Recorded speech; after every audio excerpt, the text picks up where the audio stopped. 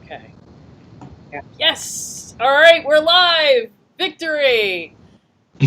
Okay, hey everybody. It is great to be back. I am the Black Carnivore, and I am so excited to be here for the second Brown Sugar Roundtable with Arien and Janae, who are we're actually all going to talk today about inflammation and all the ways that inflammation presents in our bodies and what our experiences have been and how we have made use of just a carnivore diet and a whole foods meat-based diet to actually reduce that inflammation.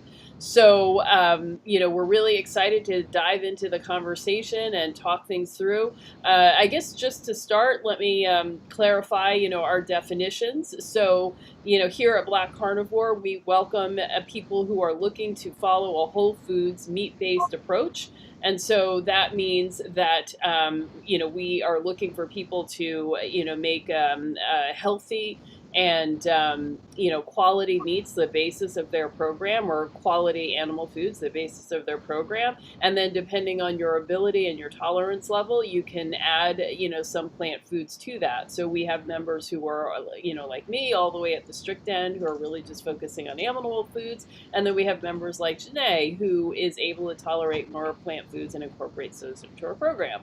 So our focus is on getting healthy and reducing inflammation and getting rid of chronic disease. So that's our goal. And, we have found our way there and we're super excited about it. So we're going to dive right in and talk today. So let me go ahead and introduce. We have Arien here, who I've met through my stuff on Instagram, and he is a really cool guy. And actually, I should have had a better intro prepared because I'm not sure what else to say. I mean, he's really smart and cool and interesting, and has a secret music life which he won't share with the rest of us. But I understand that there's some kind of YouTube channel or some kind of social media, but I don't know what it is.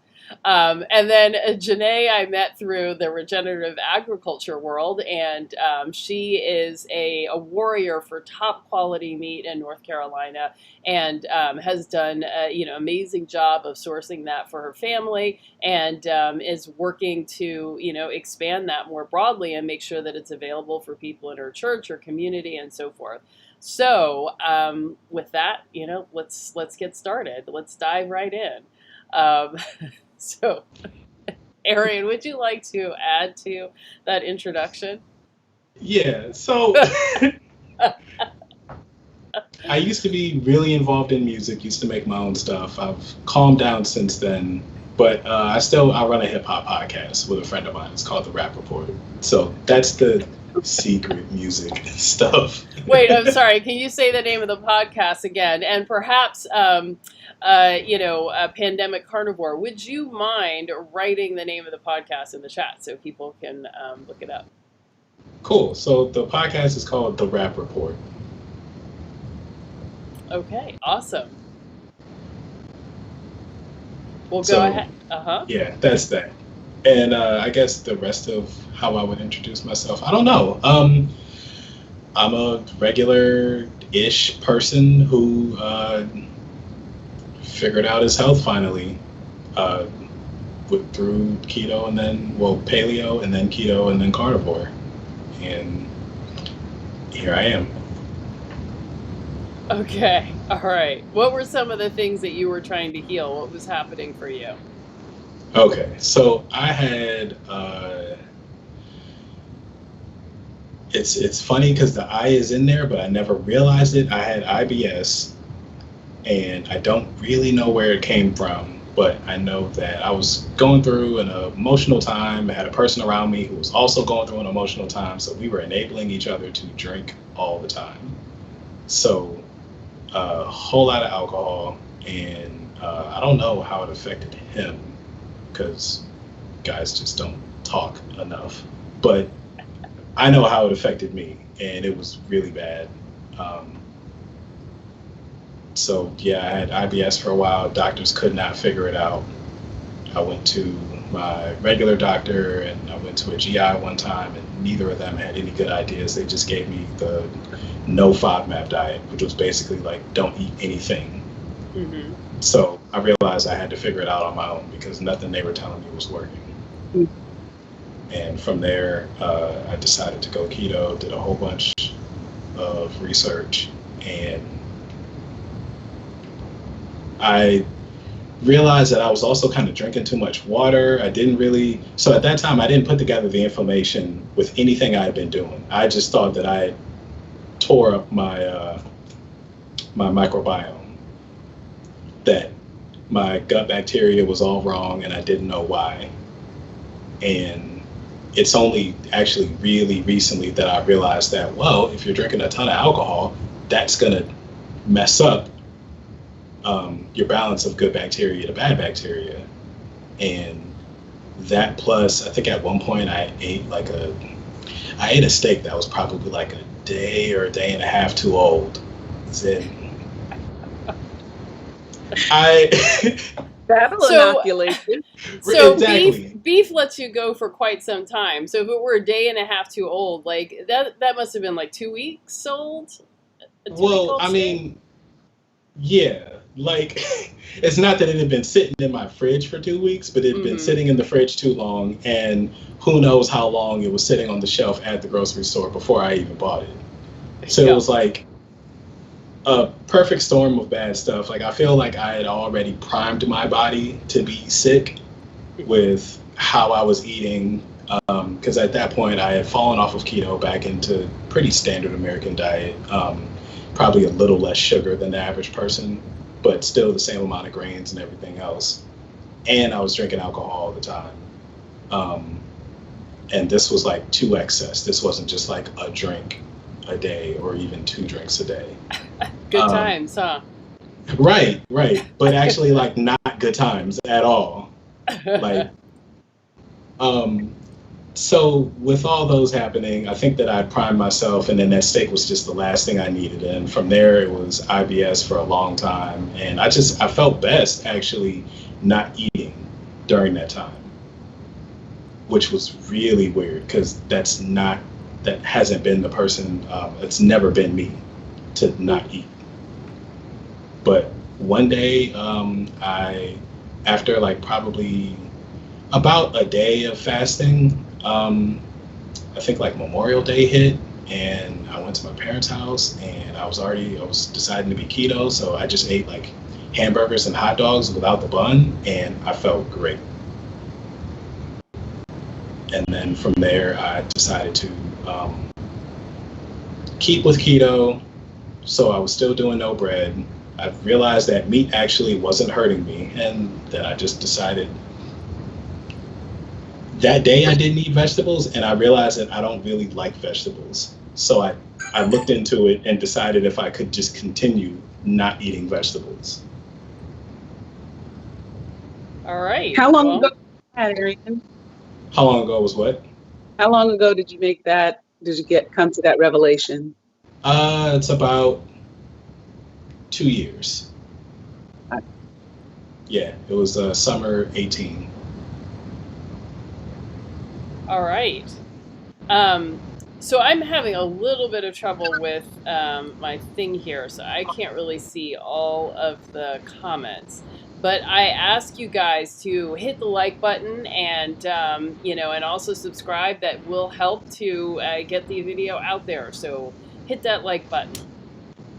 Okay, so that was pretty interesting story there. So and I think.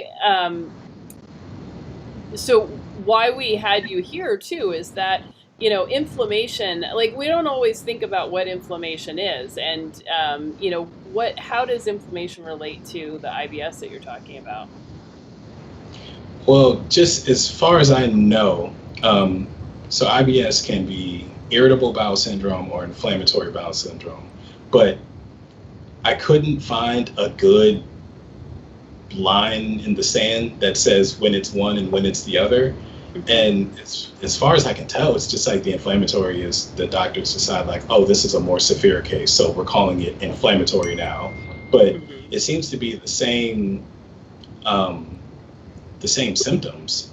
And unfortunately, the science doesn't seem to be there about a lot of things that can affect the intestines and your digestion. Like, same goes for Crohn's disease and diverticulitis and stuff. Like, they don't seem to have a really good idea of what's going on there. So unfortunately, I can't really explain much of it. I could explain what happened afterwards better, but like why I got it or like how the inflammation contributed to it, I'm not sure. All I know is I was doing what is a lot of IBS? I mean, like, how would it be defined? Like, what is it? That's the hard part. It's like a lot of chronic diseases. It's just defined by symptoms. So, okay, so IBS, irritable bowel syndrome, is just a description of the symptoms that you experience, and it's not an explanation of what's happening. Right. Yeah. So it leaves me kind of in the dark as to what actually was going on with me back then, besides just my body was all screwed up. Because like I went to the doctor multiple times, and I remember emailing my doctor, like, it doesn't feel like you care because you don't have anything to say to me. And I mean, you can imagine if you look at the symptoms, like just think really bad indigestion every day. Like that's a horrible thing to be going through. And they had no answer. It was just, I'm going to print this thing out and try this. I'm going to print out this FODMAP diet, try that, holler at me in a month. Like that was all that science had for me, or all that, normal medicine had. Right. I mean, I've heard people talk about using CBD oil. I've heard them talk about like, various things for cramping, and I guess that there's muscle spasms going on as well, or that's some explanation, or? I didn't experience muscle spasms. Oh, I see. C-Bliss says it's when your bowels are spastic. So I guess that can happen. I don't know. It makes sense that, especially if you have so IBS can either be diarrhea or constipation. If you have the diarrhea version, then it makes sense that anything that relaxes your intestines so that they're not just pushing the food out as soon as it gets in would probably relieve a lot of symptoms. Yeah. That's my guess. So C-Bliss says, I thought that one was more destructive to the bowel walls than the other, IBD. Oh, yes, that sounds right. That sounds familiar, I'll say. Yeah. So, so that is really challenging. God, I'm sorry about that. That sounds like it was really hard to deal with. Thank you. Glad it's over. Yeah, I'll bet. And Janae, what was the inflammation that you were dealing with? It's interesting listening to Arien's story. I definitely had like a point where something just changed. I was trying to figure out what it was, and I had the same issue with doctors. Because I was like, this is just such a pointless thing to come to you with a problem or something that's trying to get absolutely. And it started for me in, I was an avid runner.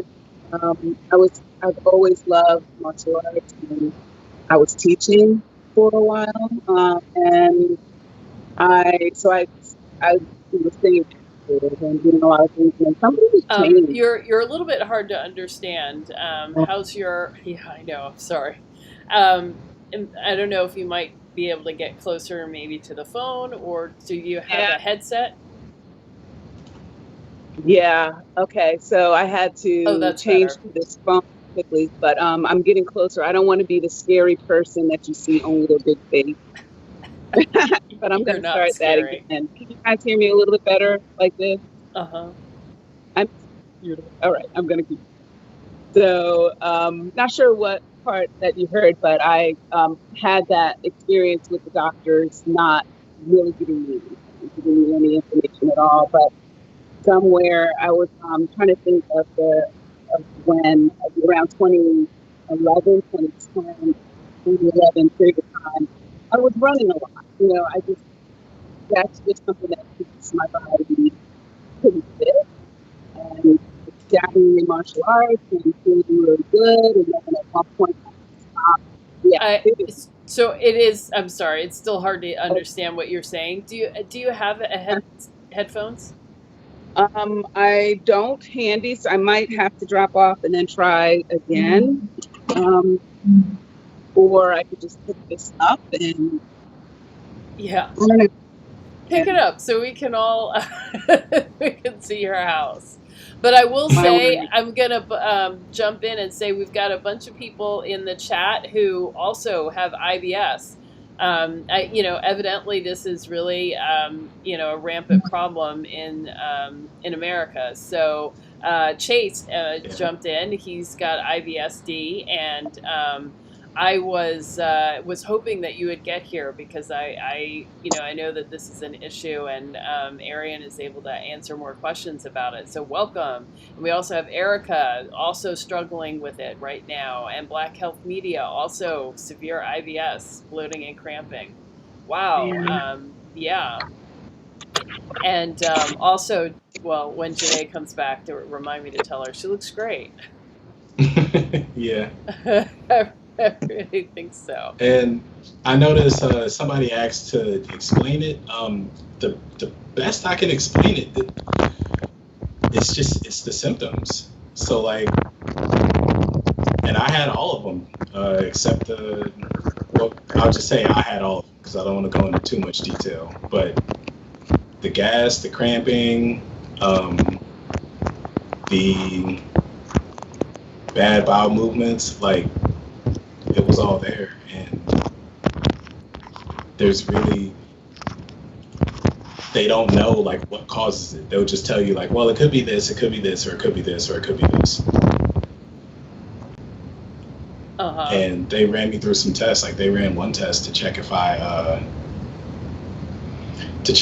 celiac disease, a couple other things. I think they checked liver function. My liver was fine, but at a certain point, they gave up on trying to figure out what was happening, and they called it I think like idiosymptomatic or sympathetic or something like that. That basically means unexplained IBS.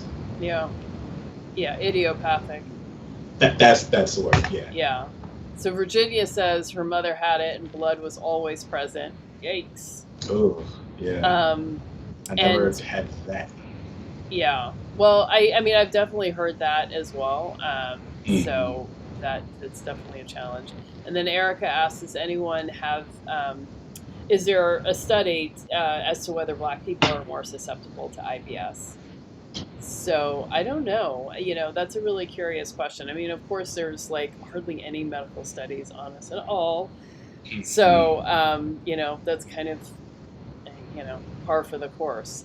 But I think that that's definitely something we should be asking. So, okay. Yay, we're back. She's back. Okay. Can you hear me better? Yes. Please say yes. Oh, thank God. I found some. Okay, no problem. So I see Erica says her doctor thought she had Crohn's. Yeah, I'm not even sure what Crohn's is or how that differs from IBS or IBD. I don't know, Arien, if you know all things, can you answer that question? I remember looking up Crohn's at one point, and it felt like Wikipedia is saying that it's just a type of inflammatory bowel disease. So that just sounds like, oh, you've progressed past a certain point. Now we're calling it a different thing. Yeah, I mean, you hear that one a lot with the vegans. So the Pandemic Carnivore is so awesome, always ready with a study, and she has a link to a study apparently that probably answers that question. So I'm not going to click on it just yet, but I think that was super helpful. So definitely take a look at that. Okay, so Janae, why don't you go back? I'd love to hear, what was your story of inflammation? Yeah. So started around 2011. 2012, things changed. I was running a lot, trying to do, 5Ks and half marathons and, just trying to do some new things in the area of running. I was very active at the time and I just quit. I quit doing it.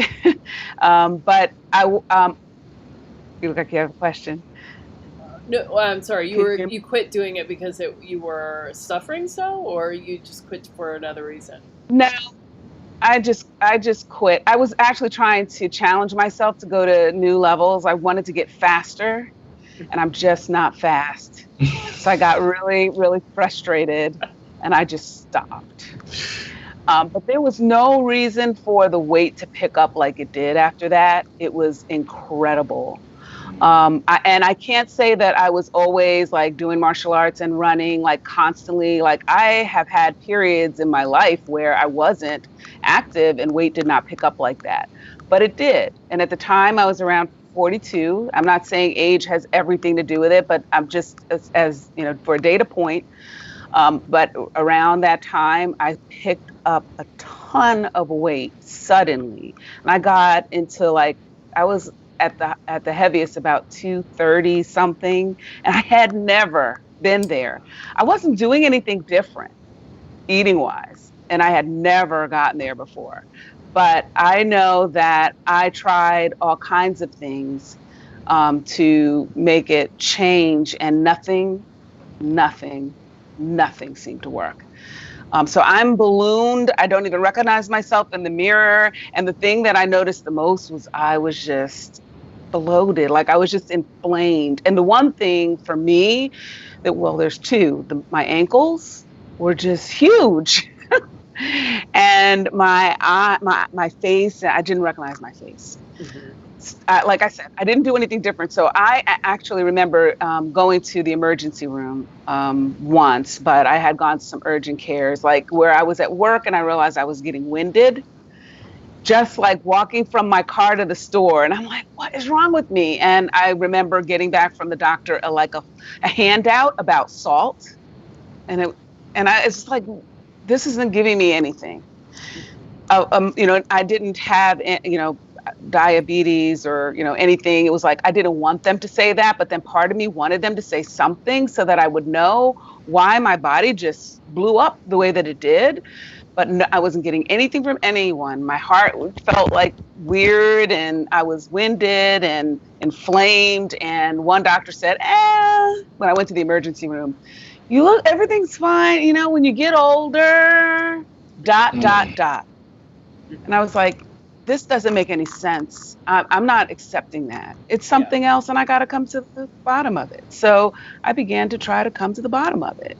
Yeah. Fast forward, I came to the bottom of it for myself. And by 2013, I was really on a roll. And what I had gotten to was clean it up, get rid of the sugar, get rid of grain. This is like a year of research. This is where it got me. Get rid of the grain, get rid of the sugar, clean it up. So I work in a biotech field. I am actually a training manager at a biotech company. I do genetic modification for a living in medicine. I do not believe in medicine. I don't take medicine. I know everybody is not going to be where I am, and I don't want them to die. If that's going to be what they choose, but this company is a company with integrity. I believe in what they do, but I am not into genetic modification because for me, when they dabbled in it in my food, that's when my body began to decline, which I really think, Arien, some of the things that you're talking about, some of that stuff, that causes digestive issues and leaky gut have a lot to do with frankenfood. So I made sure at that time, my drive was get only non-modified stuff that never went to the lab in your cart. And that included a lot of things. And I learned as I went. I was just like, let me just try this. I went organic. looked for non-GMO verified. I, looked for, just as clean as I possibly could get. And I got rid of all grains, which are very irritating, and sugar. So that's where I started. And the biggest thing for me was the seed oils. Once I got rid of that, I feel like that plus the sugar, but that was huge for me. Like, I don't know how many people that are on this call know a place called Bojangles. But when I was feeling really bad, Bojangles was like a place that I loved to go to. And I actually scheduled in discomfort subconsciously. Yeah. Mm-hmm. When you have to schedule discomfort subconsciously, you can't even ask yourself the question, why do I not feel so good? Well, you just did something where, if you eat that, you can't do this, that, and the other for some hours, or maybe tomorrow you'll do it. So I was trying to figure out what that was, and I realized it's the bad, bad, bad oil. It's a lot of bad, but mostly the oil. It was very tasty, but it was so bad for my body. Once I got rid of canola and corn and all those yellow rancid oils in those clear containers, my inflammation went away. I could find my face again. And I think that a lot of the weight, the weird thing is, when we see weight, we think that it's just fat, but some of it is inflammation.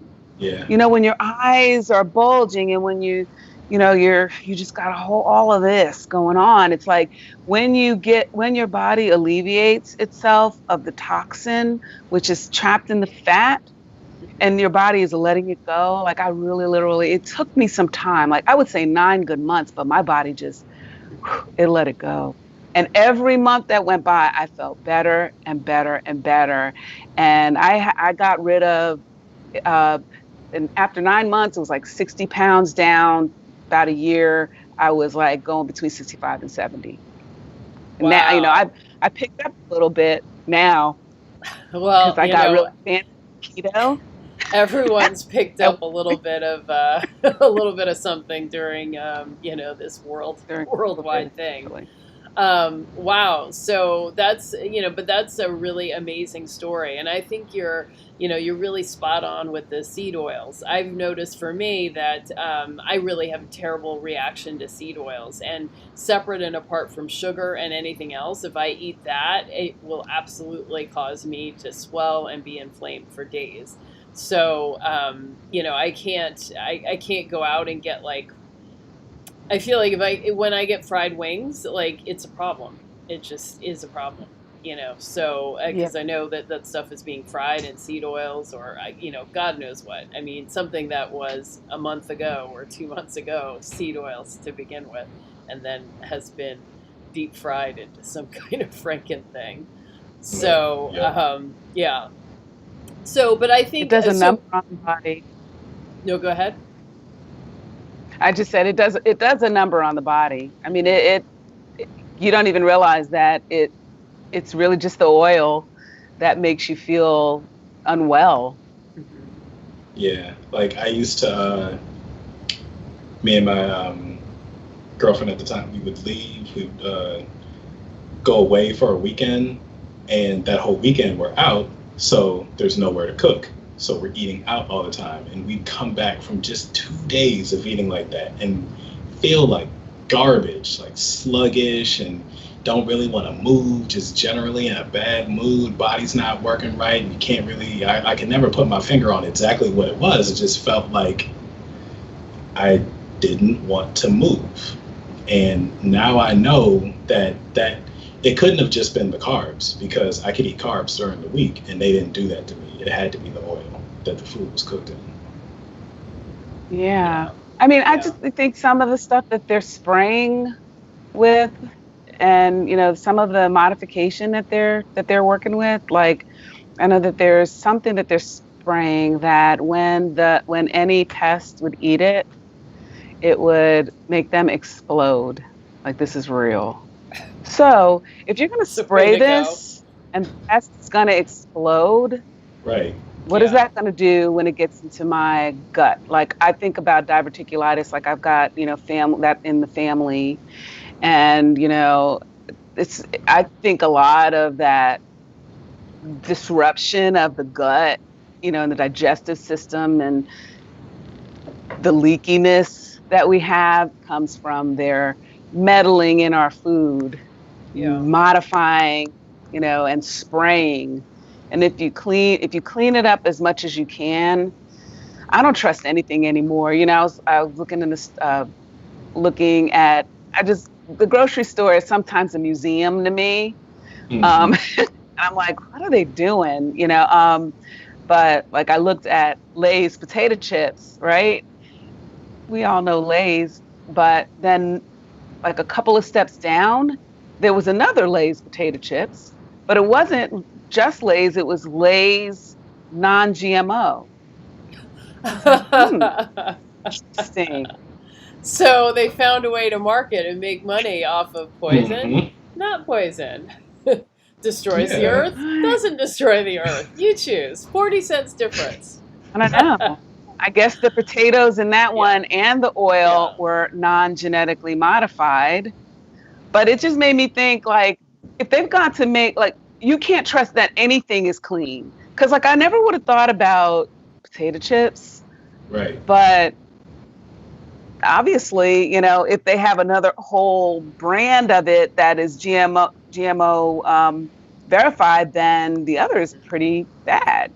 Pretty much everything is bad. So if I want to not have that meddling, I don't even know if I could trust like the Environmental Working Group's standard of clean 15, dirty dozen. Like, I just think everything is dirty, and just like go from there and just look for clean techniques, look for farmers, just try to clean it up because they're looking for cheap.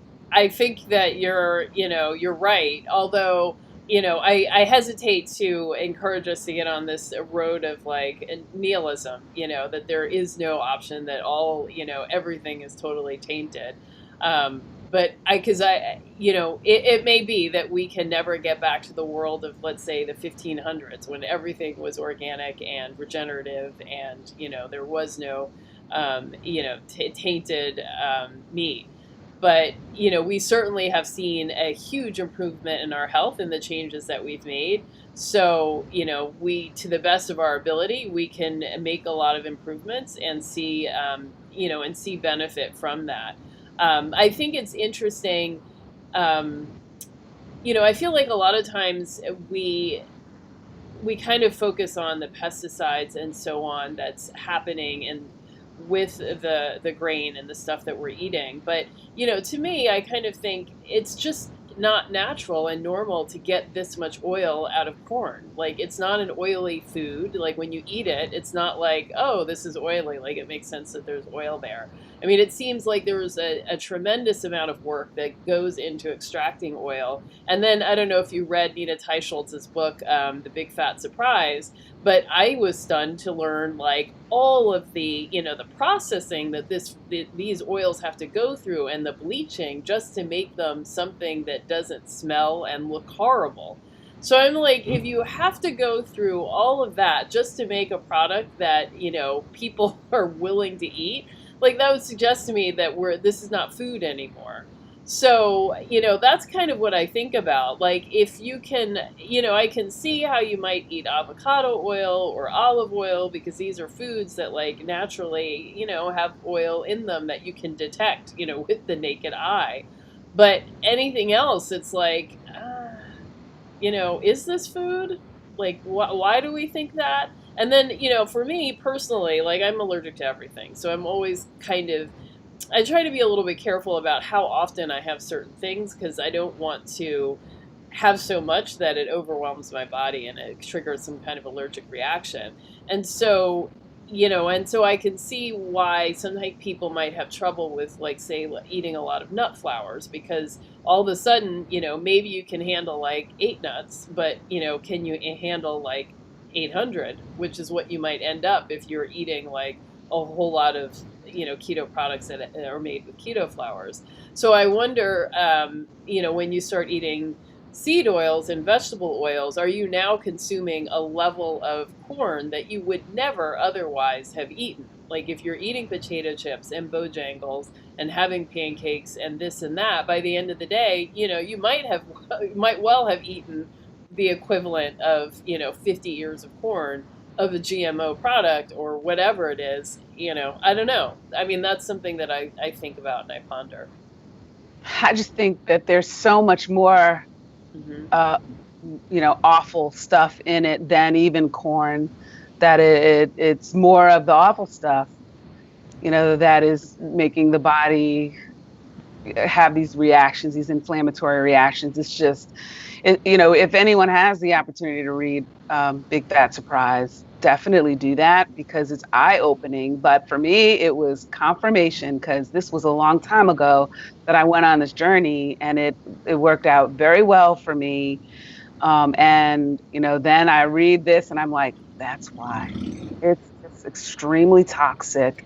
I knew that it was like rancid and spoiled stuff, and the longer it sits on the shelf, the more spoiled it gets. But after I read that, I mean, the workers can't even have, they take off their gowns from going through that process with the seed oils, and they have to protect them from combusting, like in air. I read that. She was saying that their uniforms spontaneously combust. And I was like, I went through a period in, junior high where I was like fascinated by, spontaneous human combustion. And it was as like, we all did. Yeah, right. And it was like, oh, I guess that is kind of real. Like your clothes can just spontaneously combust. Didn't know that. But when you deal with these oils, that can happen. I don't want to eat it. Right. Yeah. I think I just get to a point of like everything's modified, or a lot of the foods that we eat have been modified in some way, and we kind of just I, in my effort to be reasonable and moderate, just draw a line between what is an acceptable amount of modification and what is way too far. And the more you refine food, the more you take it away from what it came out of the ground as or what it grew as, the farther you're going down, where you're tinkering with your own health now when you consume that stuff. If you ate an ear of corn, that's not going to be nearly as bad as that equivalent weight in high fructose corn syrup. And the same thing with soybean oil versus actual soybeans. Those things, they're already not good.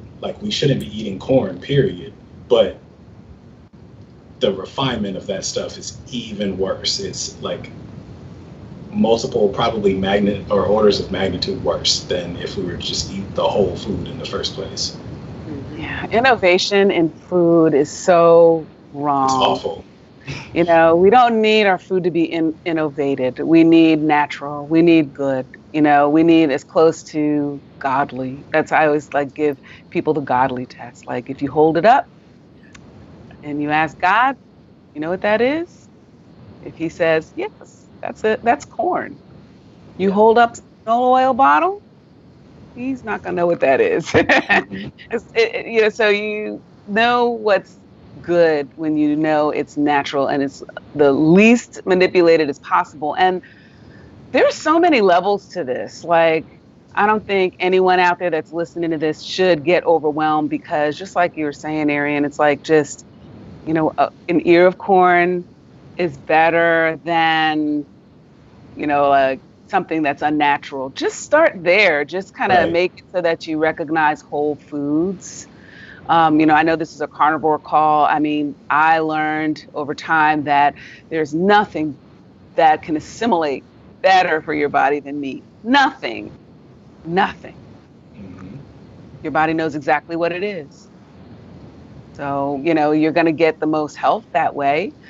But if you choose some other things, just make it natural. Make sure that it didn't go through some crazy process. Don't overwhelm your body. I don't really know how anyone can, I'm sorry, I'm picking on people's food, but milking a nut. Let's talk about milking the nut.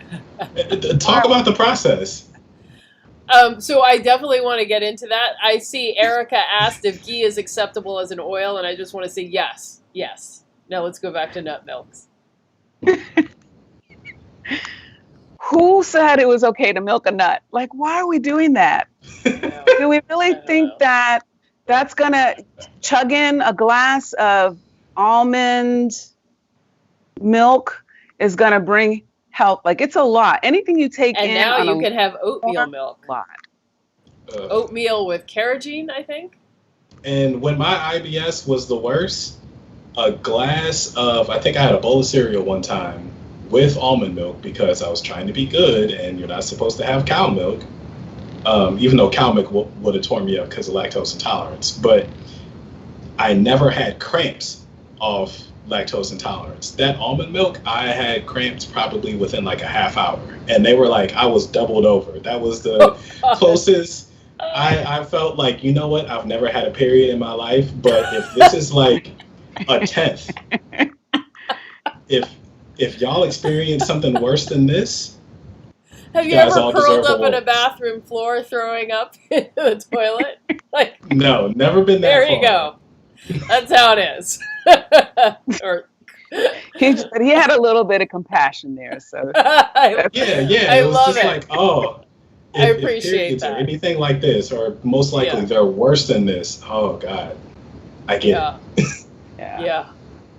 Well, I am definitely sorry to hear that.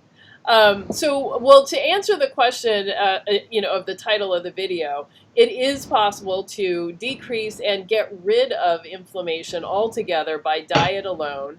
And, we all did it in our own different ways. So Arien and I are more strict with a carnivore, and, and I cut out sugar and grains and for sure seed oils and dairy as well. And that's how I got there. And Janae went just starting with, the organic foods, the whole foods, then finding, better quality meats, and then moving away from the vegetable oils, right?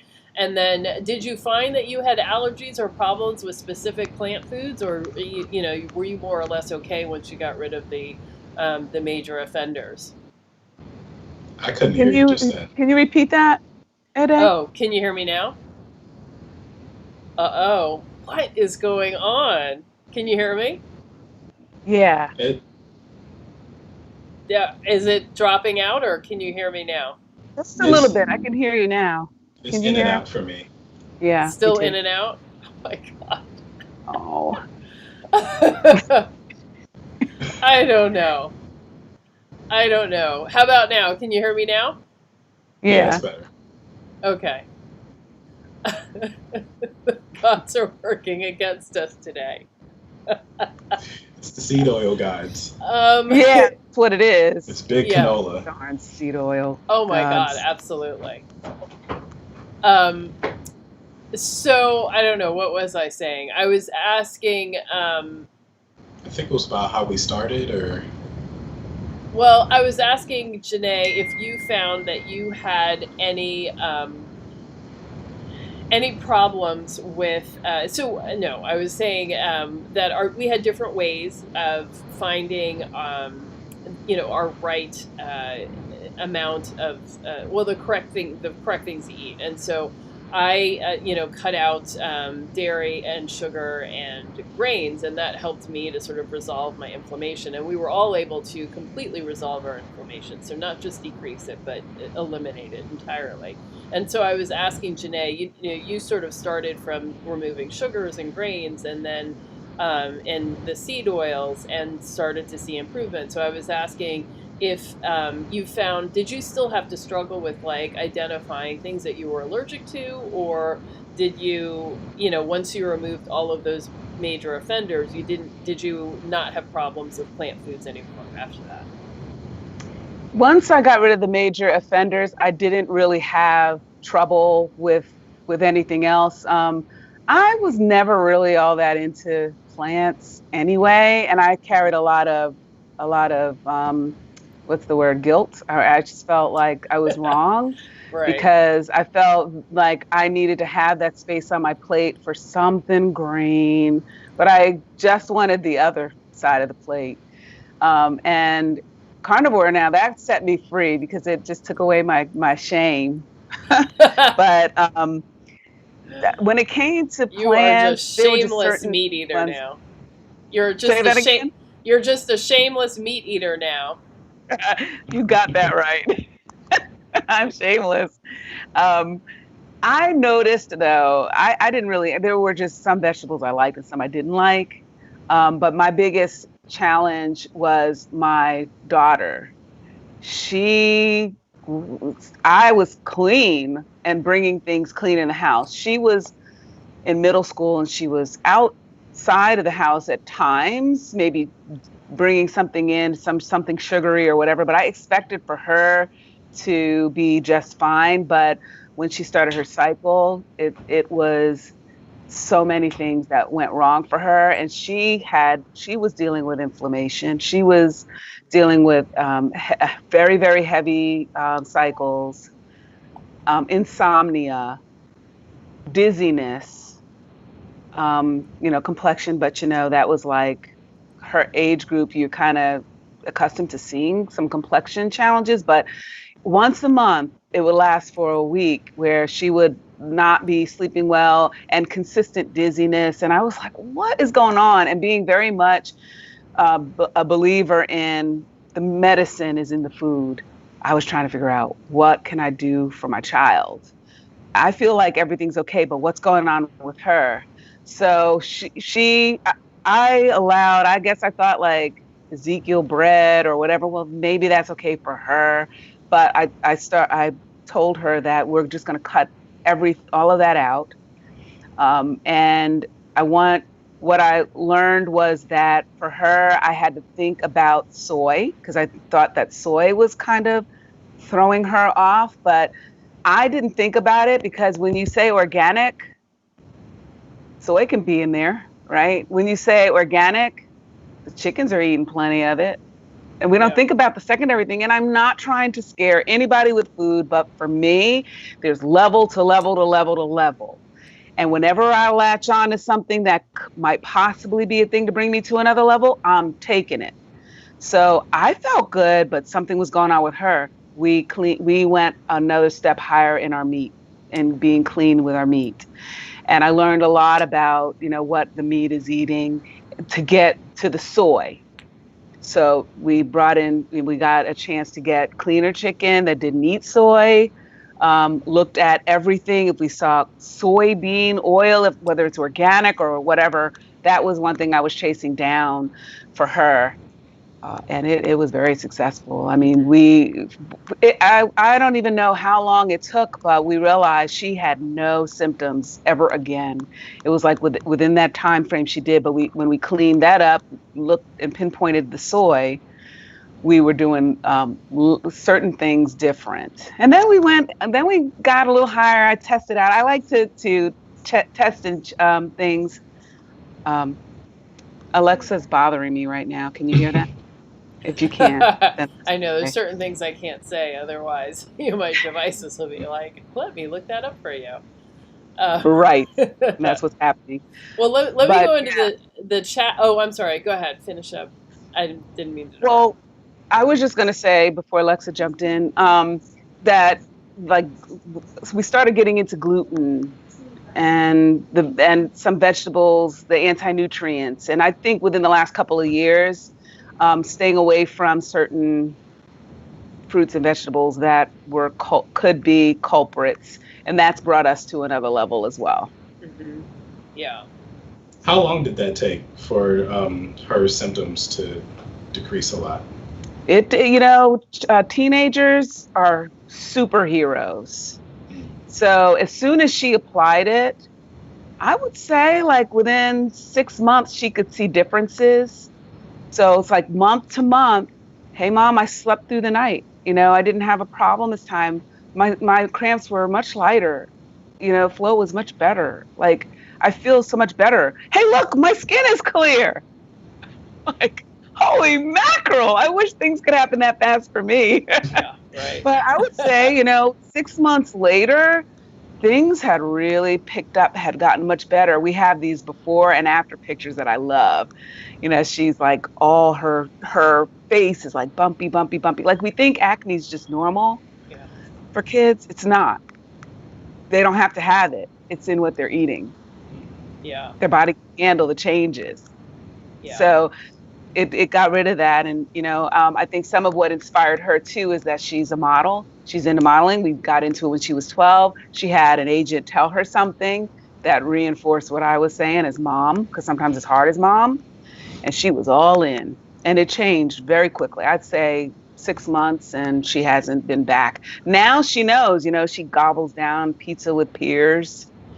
I'm like, okay, get ready, because she'll experience something was a little bit off. I'm like, well, of course it's going to be off. You just gobbled down all that grain and who knows what.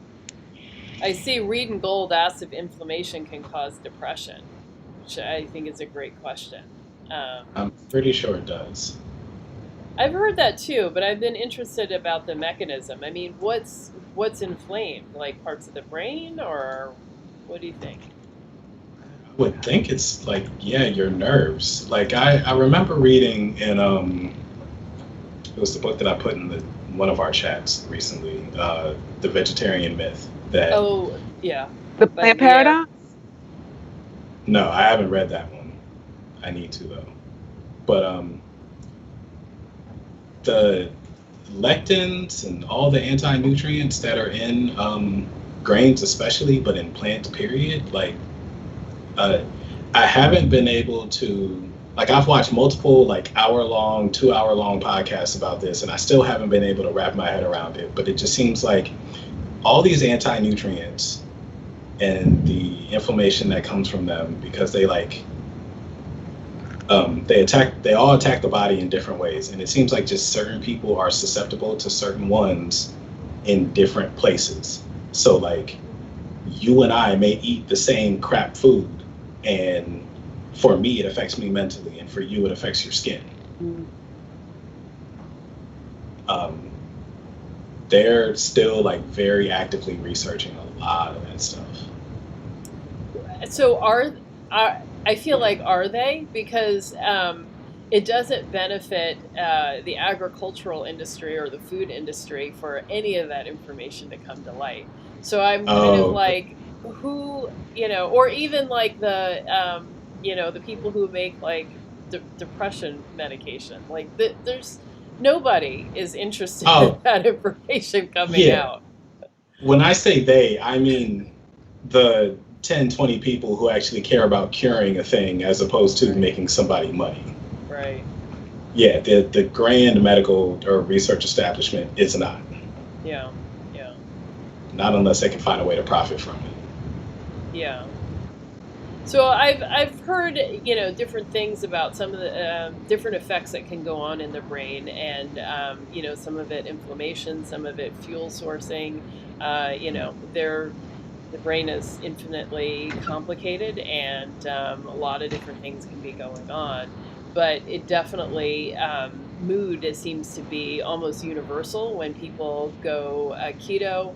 They almost universally feel a change in mood, and brain mental clarity, acuity, brain fog is gone. So that stuff can't really be ignored, even if we don't know exactly why it's happening. So yeah. So a lot it is because of keto and the brain, like fat loving brain, and our just practice of low fat or eating to not thinking about fat. Like when I started keto, I was thinking about fat. Not only was I thinking about fat, I was thinking about a lot of fat. Not only a lot of fat, but a lot of good fat. Right. And that got sharper. I felt and more energy. I was quicker. I felt like better. And so it does impact your mood and impacts your energy. And like anything around inflammation, you gotta, it's hard, but get down to the root cause. Like, why is it there? Because I think it's the beginning of all kinds, of all disease, that's the first step. But why is it happening? Is it plants? Is it grains? Is it glyphosate? What is it? Yeah. Maybe Yeah. clear it all out. Try to do something that doesn't have any of that in it. Sugar. Sugar is huge. Sugar, fructose, glucose, just sugar. Yeah. Just stop with that. Like, Yeah. it is a toxin. Like, your Yeah. pancreas has to do extra work because you put it in there. Yeah. Yeah. Just don't, like. And then I- insulin makes the inflammation worse too. Yeah. It does. Yeah. So I definitely want to jump into the chat and acknowledge some of the things here, but something is going on with my software and I am intermittently able to get in it. So I was before, but now I can't. I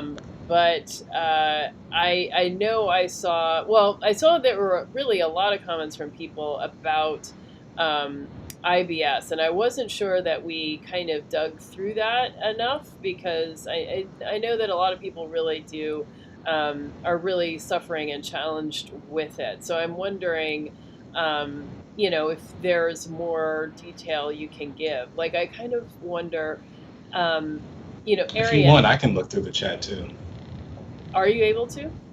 Yeah, I've got it open. I've just been trying not to look at it, or I'll just end up looking at myself instead of the camera. Yeah. Actually, that would be helpful because, oh, wait, now I'm able to get through a little bit of it. Let's see.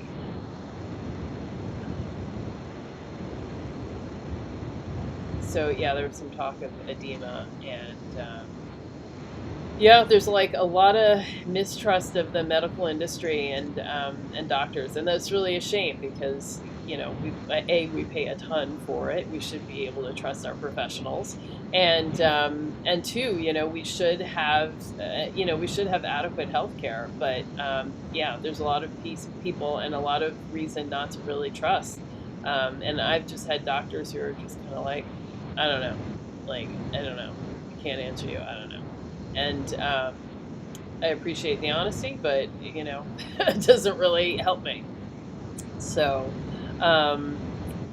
let's see. There were a lot of people saying, "Hey," so it's good to see you. Pandemic carnivore says, "I remember waking up with a swollen face when I was sad." Yes. Arien, what was funny? I'm laughing at Pandemic Carnivore had no idea what Bojangles was. Our poor neighbor to the north. It's good that you never had Bojangles, but it's also sad. Yeah. Yeah. So, wow, there was so much good conversation. I'm so sorry. Yeah. And, more talk about all of that. So, Yeah, I mean, it's interesting. This stuff, comes out in its own separate ways. And, for me, this is for the ladies only, but I used to have yeast infections all the time. And once I went carnivore, I haven't had one since, which is, unbelievable. But I guess I would love to hear from you a little bit more, Arien. Like, how did you find a carnivore diet for managing your IBS, and how did it ultimately, work for you? So, because I don't think I very clearly, I might have been trying to run through that part of the story because I was worried about talking too long. So, I have been going to the doctor. They had no answers for anything besides FODMAP. And I don't know, the people who have looked at that stuff before will know that the FODMAP list, it's a list of things you can't eat. And then it's basically a huge elimination diet. You can't eat all these things, and then you're supposed to very gradually add food back in and see how you feel, and then you'll find out what was the thing that was actually causing the problem. My theory is, had I actually gone through that protocol, one, it'd have probably taken 2 years or more, because you gotta get down to what you can't eat, which is a process, and then add food back in one by one, and then look for symptoms. You're probably going to be looking for symptoms for at least a few days per food. And then after you have symptoms, you got to get back to normal and then test something else. Like, it's a ridiculous idea that that was the best they could give me. So I wasn't getting anything from them. I ended up talking to a friend of mine who is kind of, she's basically like an unlicensed, what's the word? The naturopath? Yes, naturopath, like a holistic doctor. So, because I had been looking into probably going to one of them, and it was going to cost me, like, insurance is not going to cover it. It was going to cost me hundreds of dollars just for one visit. And those doctors do what doctors should do, which is they listen and they ask questions. So any visit to one of them is probably going to take like an hour or two at least, especially your first one. And then they're going to tell you to get a bunch of tests. And some of those tests will be covered by your insurance. Some won't. That would be more hundreds of dollars. So before I did that, I talked to her, and through the course of that conversation, what I ended up with was that I am going to have to figure this out myself, and that's okay. I can figure it out. I can listen to my body, and I can find what it needs and do that. So from there, she said the one piece of like really practical advice I can give you is, if you feel good when you're not eating, then maybe go with that and eat less. Which was a really scary thought at the time. Like, I was not into fasting. I thought it was weird that people did it. I didn't understand how Muslims could do it for all of Ramadan. Like, I like eating. Fasting did not seem like a thing that I was like could really try to do. But I would just not eat for most of the day and probably have one meal. It would be really light. And at least then, if I did have symptoms, they would be very much decreased. Man, and so you were not eating, and then you'd have one light meal a day? I mean, did you lose like 50 pounds?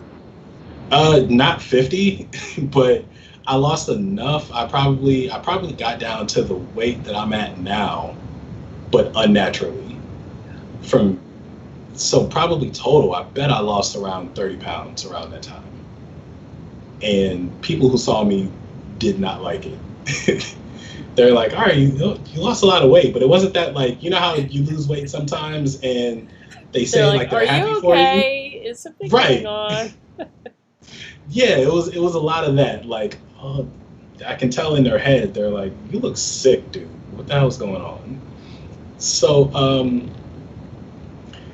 from not eating, I was still doing a ton of research, looking up stuff to figure out like what is wrong with my digestion. And I tried different things. I tried, there's this website, this guy, Dr. Axe. I tried his bone broth. One, it was disgusting. Two, it didn't do shit for me. It was so gross. Although bone broth can be really helpful, they say helpful for some people with digestive stuff. It makes me think that like collagen and the L-glutamine and other stuff that's in it might be helpful.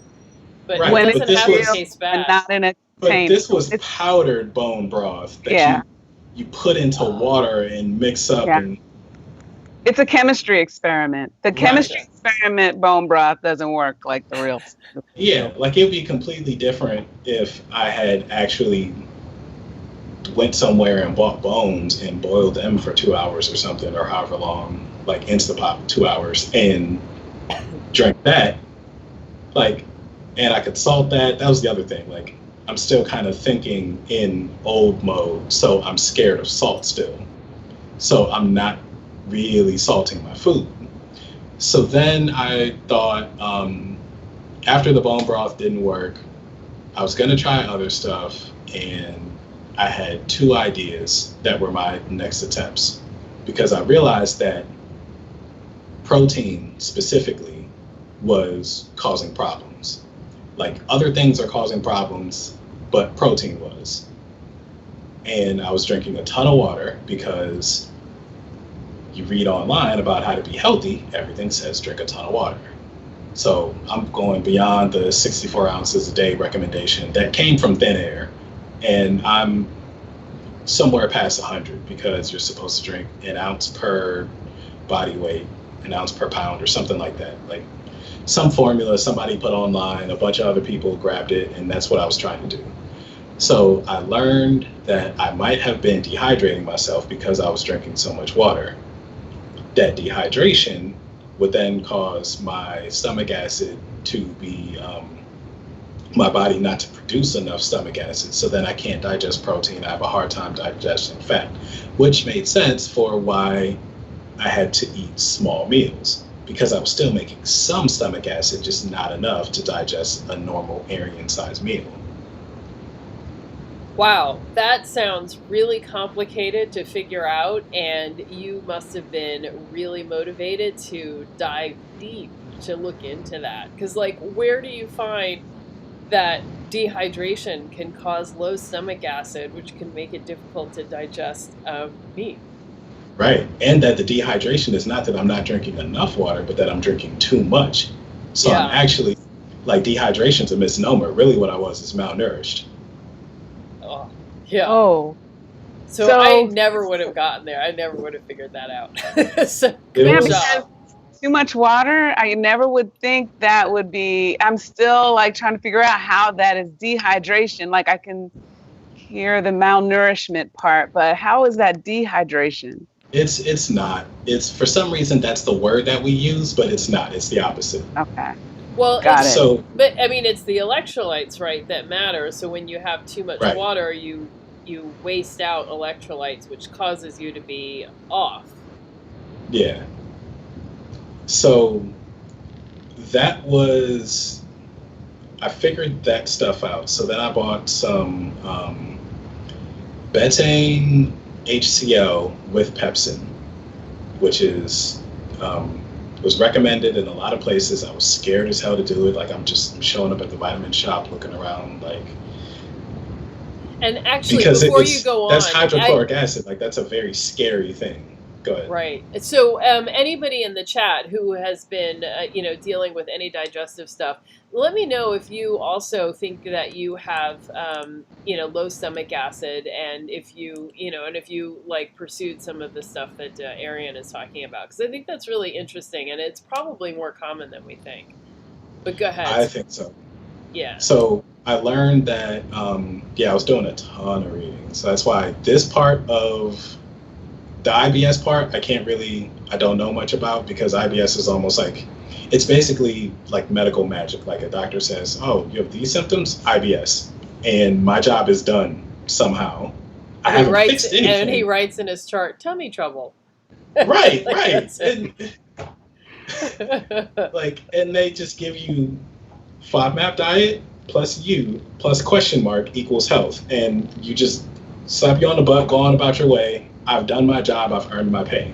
So like that part, like I stopped researching that really quickly because I saw that there was nobody even had theories about how to deal with it. Very quickly it led me into, well, you may have a small intestinal bacterial overgrowth. And I started to look into that stuff, and I could have went further down that path. That path costs a lot of money. Like to even You're to like, get the I can't test to afford find that. out. I can't afford that path, so we're just gonna go the other way. We're gonna get that HCl. I was like, well, because I had already been paleo a long time ago and still generally believed in the principles of that, which is that we should be eating what we used to eat a long time ago before agriculture.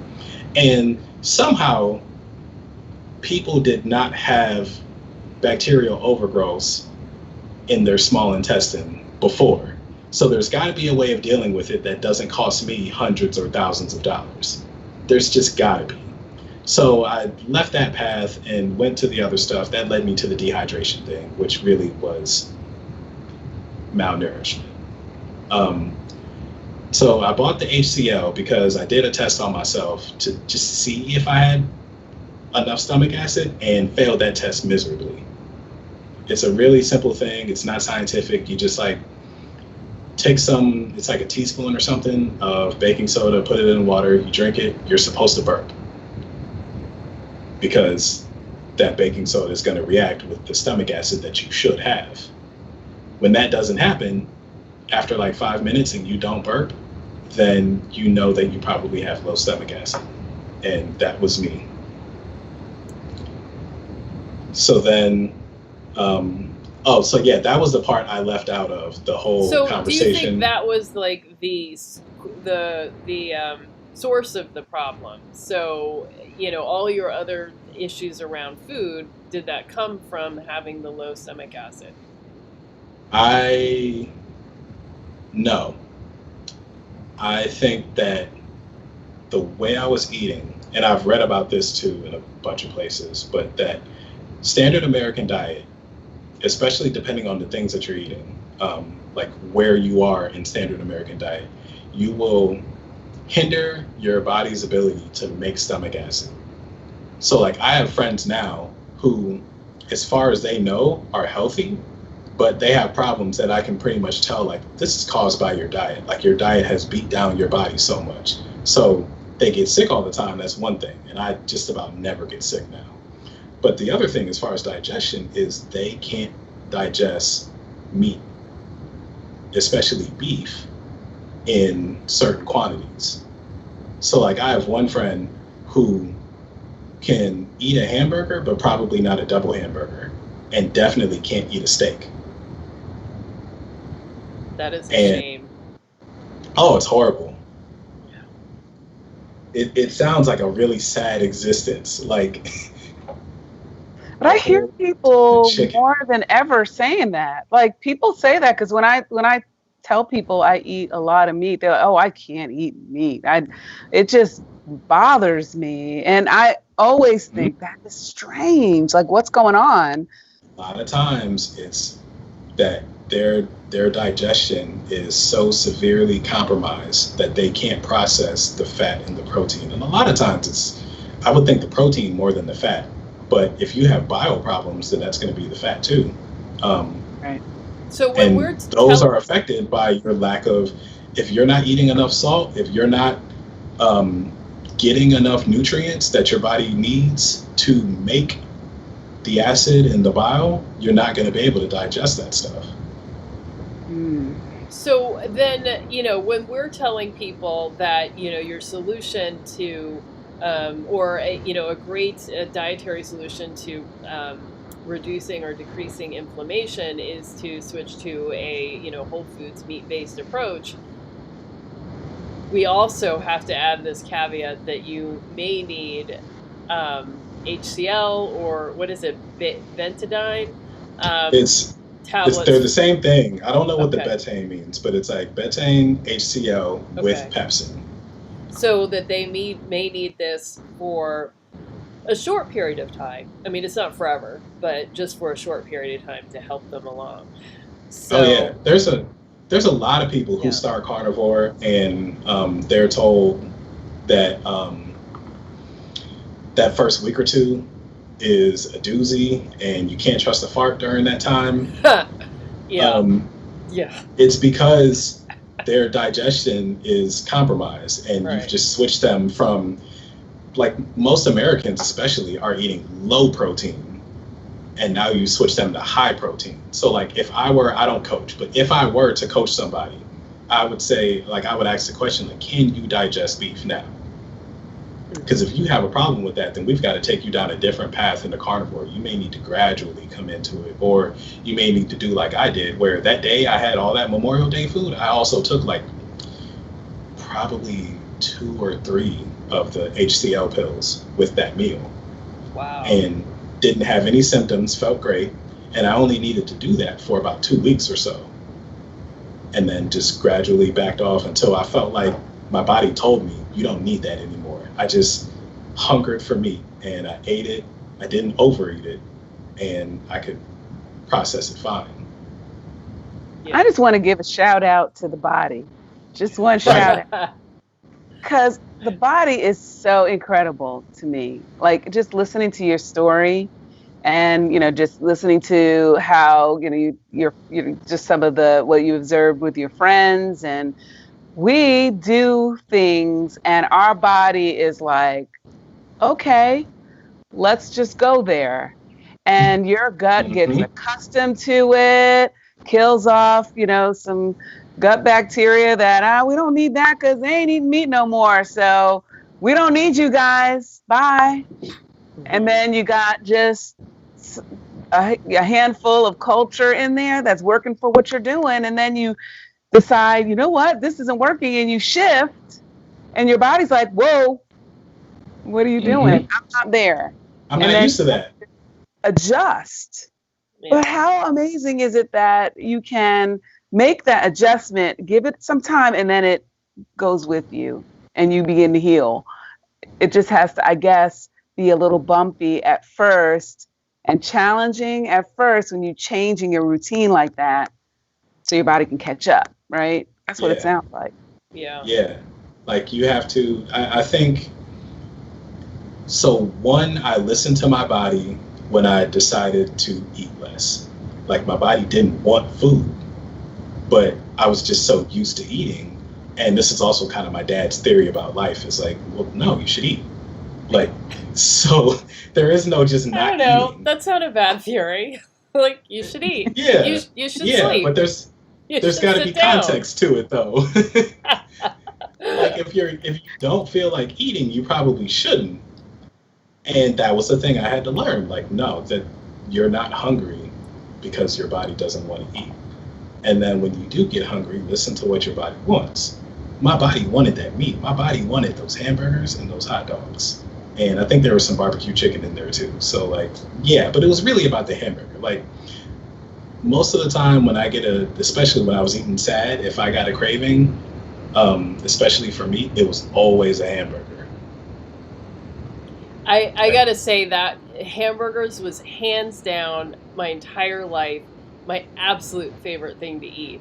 And when I went to college, that was the first time I lived anywhere where I like got to choose what I wanted to eat all the time. The entire first semester, I ate a hamburger every day for lunch and for dinner. And then I was 25 pounds heavier at the end of the school year. But but I totally understand your impulse for the burger. Right. And me in college was hamburger helper all the time. Yeah. Well, I mean, and I still eat hamburger. I just want to say it was the bun. Well, no, not just the bun. It was also the Belgian waffles every day that did it. It wasn't the burger itself. Right. And yeah, I had never burgers today, so I still love burgers. It's never the meat. It's what we put with it. Yeah. So, Janae, your type of inflammation, you said was it more generalized, or was it IBS as well, or did you have joint pain, or what were your symptoms? I just felt swollen. Mm-hmm. I didn't have, and I mean, they never told me I had anything. It was just suddenly I was putting on a whole lot of weight very quickly, doing the same things I had always done. And I just think my body it was just too long a period of time dealing with standard American. I was the type that would just eat nasty food, standard American. Bojangles, Deborah, when you come down here at some point, we're just going to drive by. We're not going to go. It was the biscuits that I liked from Bojangles. Oh, man, yeah. Oh, the old cinnamon biscuits? Not the new ones, the old ones. Just regular biscuits for, back in the day. When I first came down here, I came from New York, Pennsylvania area, and there was no such thing. So I went every day. But yeah, so be stuff like that. And then I'm like, okay, I don't feel so good. Let me just stop eating for a while. Like I did like periods of fasting, and I call veganism fasting. So I did veganism, back then, practiced it as a restriction diet, like fasting, and it worked, but a horrible way to treat your body. You're like, I would call it, I got to dump the garbage can. You know, it's like I loved myself, but I was eating garbage. And then I would stop. And then I would eat garbage and I would stop. But I mean, I was a reasonable weight and I was very active. But then you get to somewhere around 40 something, folks, and your body's like, it's like, we're done. I'm putting the out of service sign up. We're done. I had that was my necklace, out of service. Yeah. Sign. And there wasn't anything, it just changed and I didn't know what to do with that. So it was just swelling. I didn't even recognize myself. My face was big. Just everything was big. I didn't feel. Bowberry biscuits. That's what Seabliss says with the glaze. Oh, the blueberry blue. I didn't even know that.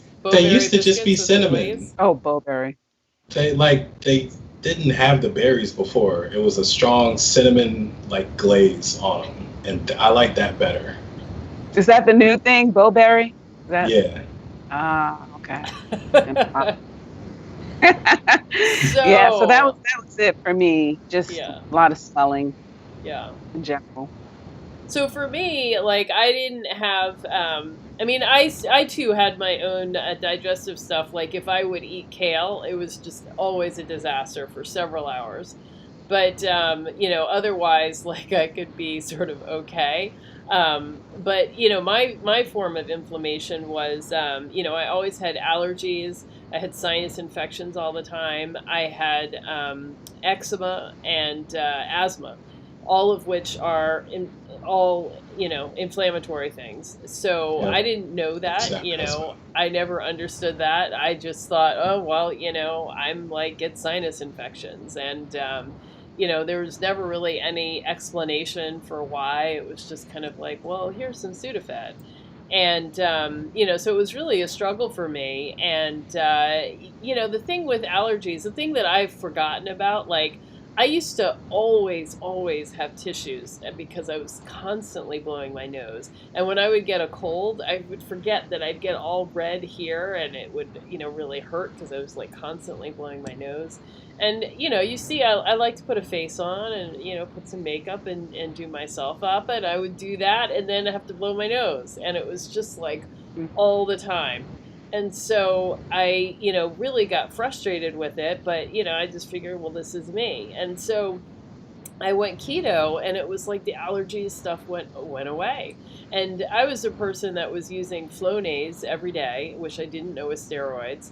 But, that was the only thing that kind of worked. I also used Claritin or Lortidine or any one of those kind of things. I'd use that every day. Blow my nose. I always had Sudafed in my purse, no matter what. And Benadryl, I would be taking, a lot of times I'd be taking that around the clock because, I'd just get hives or my mom had dogs. I was allergic to dogs and, just, it was one problem after another. So I went keto and a lot of that got better. Eventually I got off of, well, actually I think I might have still been taking the Flonase, but I got off a lot of the other stuff. But then I went carnivore and things got better still. And then I quit dairy and it was within 2 weeks, no asthma, no Flonase, no allergy problems, nothing. And so it was man, that was huge for me. But I still had cheese at home, and I didn't really, I didn't fully believe it yet. So I had, I figured I had so many puffs left on my inhaler and so much cheese left. So let me, work this out and do it, And then after a couple of times, I think one night I was dreaming that I needed my inhaler and I woke up and I realized I needed my inhaler and I was like, okay, so clearly my only job as a human being adult is to keep myself alive. And if I'm doing something that I know is causing me difficulty breathing, I can't do that anymore. So I completely quit from there on after. But it was life-changing. life-changing for me. And the breathing thing had really been a problem for quite some time, and I really hadn't addressed it. I kind of, kind of blew it off, but it was really a problem for quite some time. And so it was just miraculous. So I, I don't know what it is, about dairy in particular, but that was a big, big problem for me. But it's not just dairy, because I know I have not had, I've been pretty strict about not having dairy at other periods in my life, thinking that, they say, oh, it makes you produce more mucus. So that might be true in a carnivore environment, but with grains and sugar, like, it makes a difference. Um, but once I was free of all of that, and then took out the dairy, it made all the difference in the world. Now I still deal with eczema, but it's way, way less than it ever was before. So I feel like I have better control over it. But it's just like my system, I think, has been so inflamed and so, hyper vigilant for so long that, it's hard to get it all calmed down, and it really takes, it takes a while. So. That's incredible. Mm-hmm. Yeah, I wonder. Go ahead. Well, I was just curious about, like, when you were saying the cheese, you mentioned the cheese. Have you probably have, but have you done like grass-fed, raw? Well, I have tried raw cheese. I mean, I've had it. I haven't noticed. I didn't do a real experiment, like actually, comparing like regular cheese versus raw cheese. Um, I mean, I do live in New York, and I have bought my fair share of fancy cheese, which is often raw, but I didn't do like a full-on experiment. And at this point, like, at the time, once I did this, it was just kind of like, I'm feeling freedom now, so I'm done with cheese.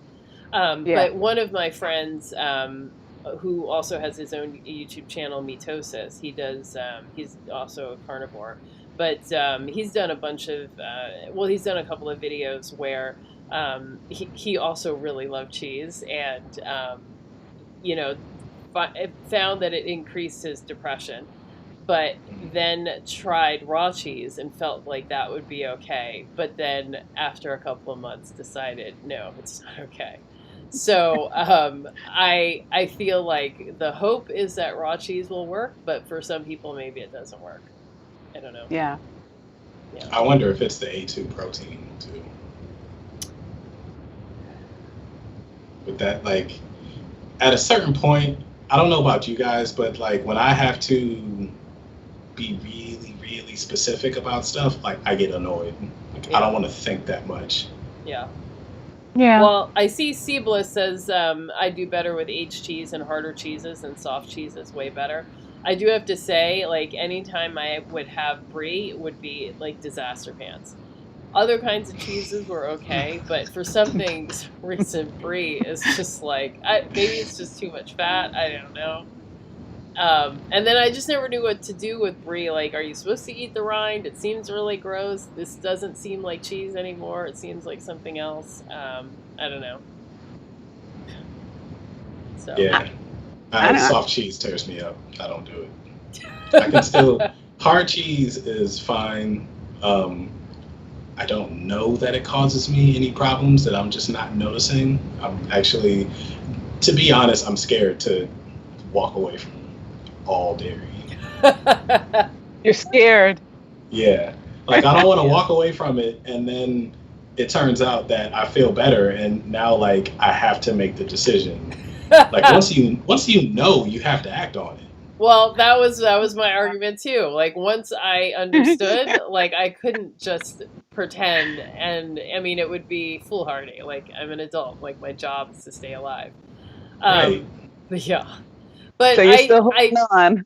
yeah. But I found like the first couple of days, it was like, oh my God, how am I ever going to eat a burger without cheese? Like, a burger is cheeseburger. Like, those things go together. And then after like 4 or 5 days, it was kind of like, wait, did I used to eat cheese on this? Was that a big deal? Why did I think this was going to be hard? So Yeah. it just takes a little bit of, getting used to. I eat a lot less than I used to. A lot less cheese. Still cook stuff in butter sometimes, or like I've learned how to turn butter into ghee, so I'll do that. But like that's all I might get back into Greek yogurt. But any other kind of dairy, I don't do at all. And yeah, my allergies have been way better since going carnivore. Yeah. Yeah. I don't know. I feel hesitant to say this, but I feel rather ironclad. Because things don't really bother me too much, but they do bother me. And so I've always been very sensitive to my energy level. Energy level says everything. That's why I actually cannot live a life where I throw it off with caffeine, because my energy level tells me whether something is good for me or not so good for me, like cheese. Because cheese doesn't do anything to my digestive system. It's like I can have it, but my bad days.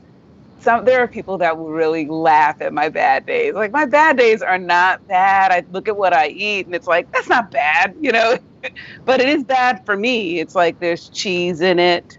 There's maybe some cauliflower crust, weirdness. The difference. Oh yeah, it's different. Yeah. Because when I'm not eating that, then my energy level goes up higher. So I'm not like feeling debilitated in any way, or my body doesn't react to it in that way. But my energy level is higher when I'm doing certain things. Cheese is not a part of a high energy day for me. I'm not going to be like awful. I can still do it. I had some today. I'm okay. But I know that I would have an even more powerful day if I had, something else. If I had like just a burger, and, I would feel better than what I had today. So that's interesting. So for both of you, let me get the camera. Normally, like, if you have no cheese, you're here. But if you have cheese, you're here. Oh, no. I don't know that cheese does that to me. Okay. It might. It sounds to me like it does, and you are How do you not know that? quite. You can't just make that up. It's sounding like, from what you're saying, like you suspect strongly it does, but you have not done the final confirmation. So No. I suspect because it affects everyone else that way. Mm-hmm. There are so many people who seem to do way better without cheese. So it's very interesting. So yeah, cheese. It's like coffee. People will fight you to the death over that. So, if we go back to the hydration issue, for me, coffee messes up my hydration. And I have a lot of problems especially when I'm consuming coffee. I mean, still figuring out the electrolytes, and that's something that shifts and adjusts based off of what you've done for the day, and, what you've eaten, all those sorts of things.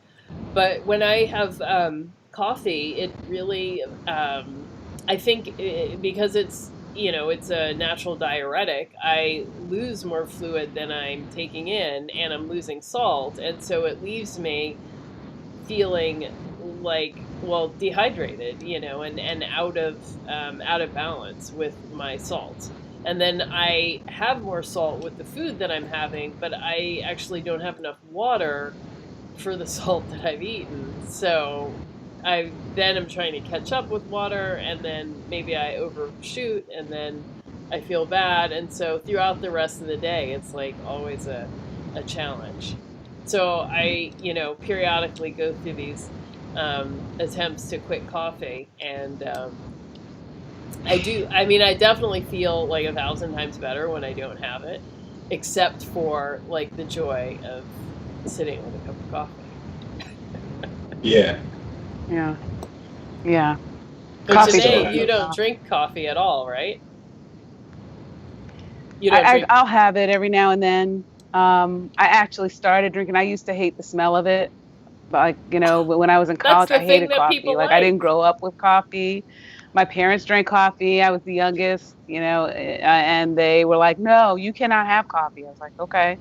So I didn't have coffee growing up, and then went to college, and we go to coffee houses, and I was like, I don't want to study here. It's gross. It makes my stomach turn. I hated the smell of it.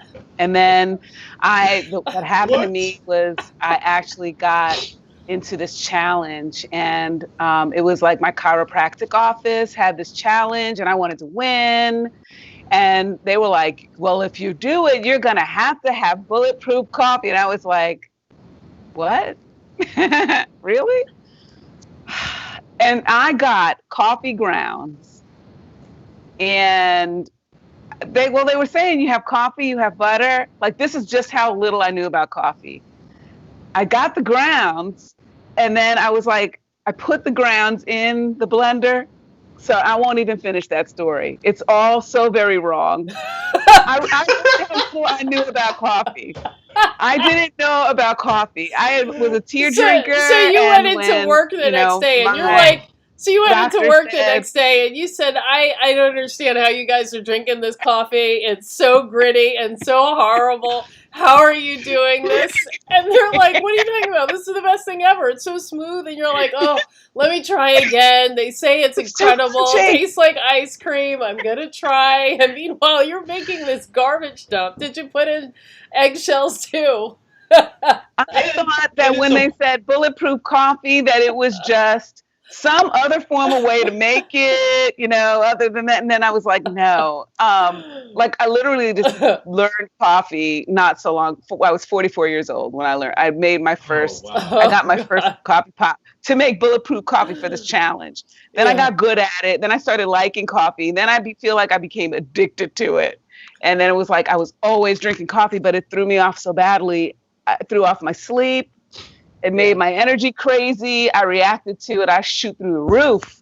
Yeah. And I was like, crazy lady, like, woo, let's do this. Like, it was too much. Well, you just got to drink through, eventually your body gets used to it, and then it tamps down your energy. It could not. Oh, it could not. I cannot think of a worse thing to drink than coffee grounds mixed in with butter and I didn't do like it. butter, like bulletproof coffee is the far. exact wrong way to start. Oh. Well, even when it's done correctly, where you've actually brewed the coffee correctly, but eating the grounds, that must have been so rough on your stomach too. I didn't do that. I never got that far. I mean, I knew something was wrong when I dumped it in there, and I was like, no, this is not right. Our stomachs know. I mean, even from the cooking part, our stomachs are like, no, I'm not going to eat that. I'm just not going to let you do it. My stomach was telling me, stop where you're at. Don't go further. Yeah. But I dumped that out, and I got a pot. I made it right, and then I fell in love with bulletproof coffee. Like, I loved the butter in my coffee because the energy level was like through the roof with the butter and the caffeine. I wish that I had not learned of it though, because it is delicious, and it does cause me to gain weight because like I'll drink 3 in a day, and that's like an extra 1,500 calories or however much. So it has become my nemesis, my challenge. So I had 3 this morning. And I know, because it's so good. And I drink 1 cup, and it's like, before I know it, it's gone. And it's like, oh, well, let me make another one. But when I drink coffee black, I sip it for a long time. It's a whole pleasure for a long time. Like, it's, and I might drink 3 cups of coffee, but I will finish drinking that 3rd cup by like 2 or in the afternoon. But when I make the stuff, well, I'm now mixing straight tallow in. But when I do that, like, I could drink the first cup, boom, it's gone. And then it's like, oh man, I'll make another one, boom, it's gone. And I'm like, oh, all right, I can't do this again.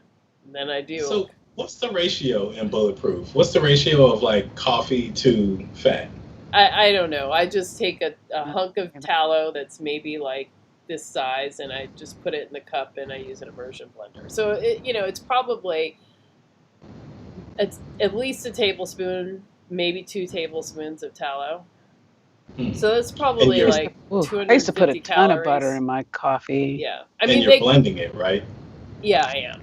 But it can be even more. I mean, it could be hundreds of calories depending on how you make it. Like, I don't make it the traditional way with like the MCT oil and the butter and the heavy whipping cream. My thing was back then was I'm trying to get to a high amount of fat. So I felt the best coffee was as much fat as I could shove into it, so that I could, I don't like calculating things. It's just too much. But there was one point where I was just eyeing my fat and just trying to make it high. So the coffee was a vehicle to put like as much possible fat in it as I could at the time. Yeah, but don't do it. So out there, if you're listening, America, don't do it. Just don't get into it. It's not. Don't do it. Just don't do it. But I guess I never did it right. Yeah. If you don't blend it, then it's horrible. Yes, because I've done it before where I've mixed it in with a spoon, and I was like, "Well, what's the big deal?" Whatever. So I wasn't into it, and then my cousin was like, "Oh, you've got to get you have to blend it," and I was like, "Oh, it's dirtying one more thing." But then one day I did it, and I was like, "Oh." It turns into frothy goodness. It turns into an entirely different substance. It's no longer black. It turns light, as if you had added cream or milk or whatever. And I like to add a little salt too. That's a little trick because it smooths and mellows it, yet gives it some depth. Oh man, good stuff. Don't do it though. Don't do it. I'm trying that tomorrow. No. Don't do it. Don't do it. I'm just using tallow. I'm not even using butter anymore. I'm use the ghee that I have. Well, I didn't like it as well with ghee. It didn't. I think I don't know. I felt like it didn't work quite as well with ghee. Well, if you drink coffee and you add the fat, I mean, wait, is that bad? Well, see, so I already drink coffee. And I already put heavy cream in it. I just want to see what this whole bulletproof thing is about. And apparently I never knew because I was doing it wrong. Just control yourself. Don't have 3. I already have the coffee problem. I have 2 cups every day. All right. If you just do 1, because, bulletproof coffee, if you have coffee already and coffee is okay for you, it's not bad. It's not bad. You just control yourself. I just want to see. I don't want to end up having 3 in the morning. Don't have 3. I know, and then you'll be feeling like Superman. Like you're gonna be on the ledge. Like I can fly. I'm pretty sure I can. Bulletproof coffee, PCP, same thing. Yes. Yeah, it's rocket fuel. It was rocket fuel. I was driving to work so fast. Yeah. You might want to go to the gym or something because it does. Yeah. You will feel like, oh my god, I'm literally gonna take flight. Meanwhile, I was drinking the regular coffee with little pools of butter on the top of it because I didn't been wasting your time. And I was like, what? What in the hell are they all talking about? Why is everyone so excited about bulletproof coffee? This is bullshit. It doesn't taste like anything. It's just plain black, nasty coffee with butter on top. Why is that cool? Yes. So that's what I thought too.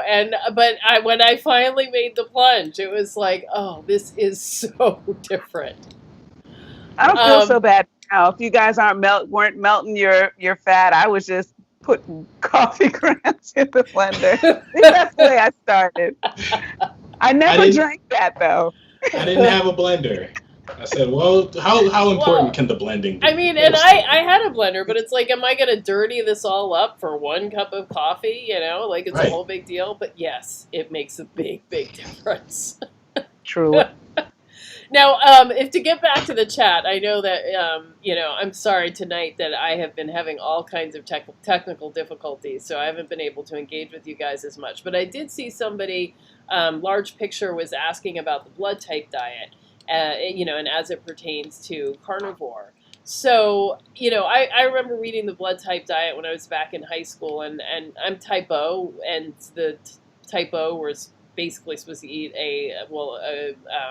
a keto diet, no grains, no sugar, no bread, no flour, that sort of thing.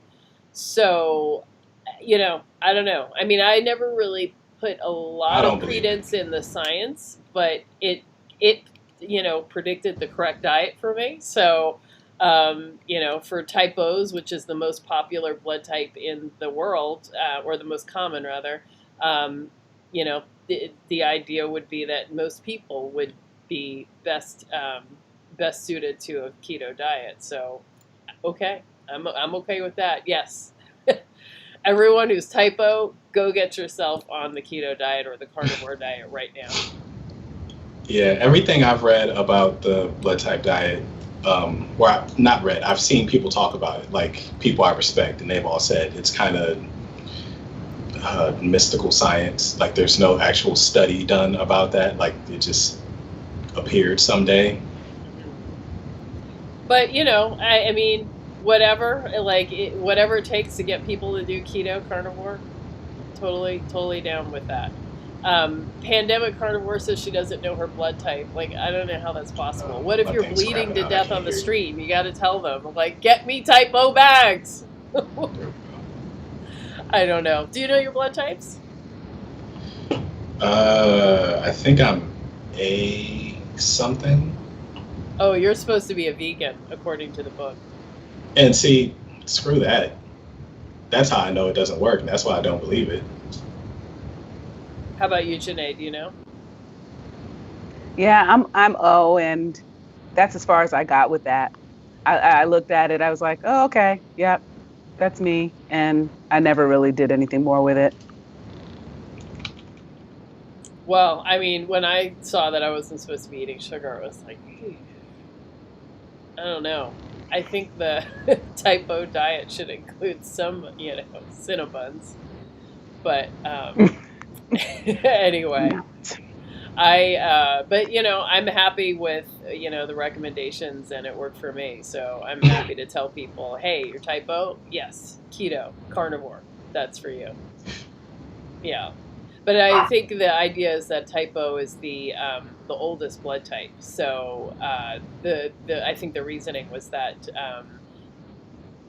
people with type O blood have had the least genetic variation, and so therefore are suited to what ancient, Homo sapiens ate. So that's the idea behind it. But okay, yeah. Yes, we are all suited to whatever the people ate back then. I thought well, it confirmed some things to me, for me, but I was glad that I could continue to eat meat.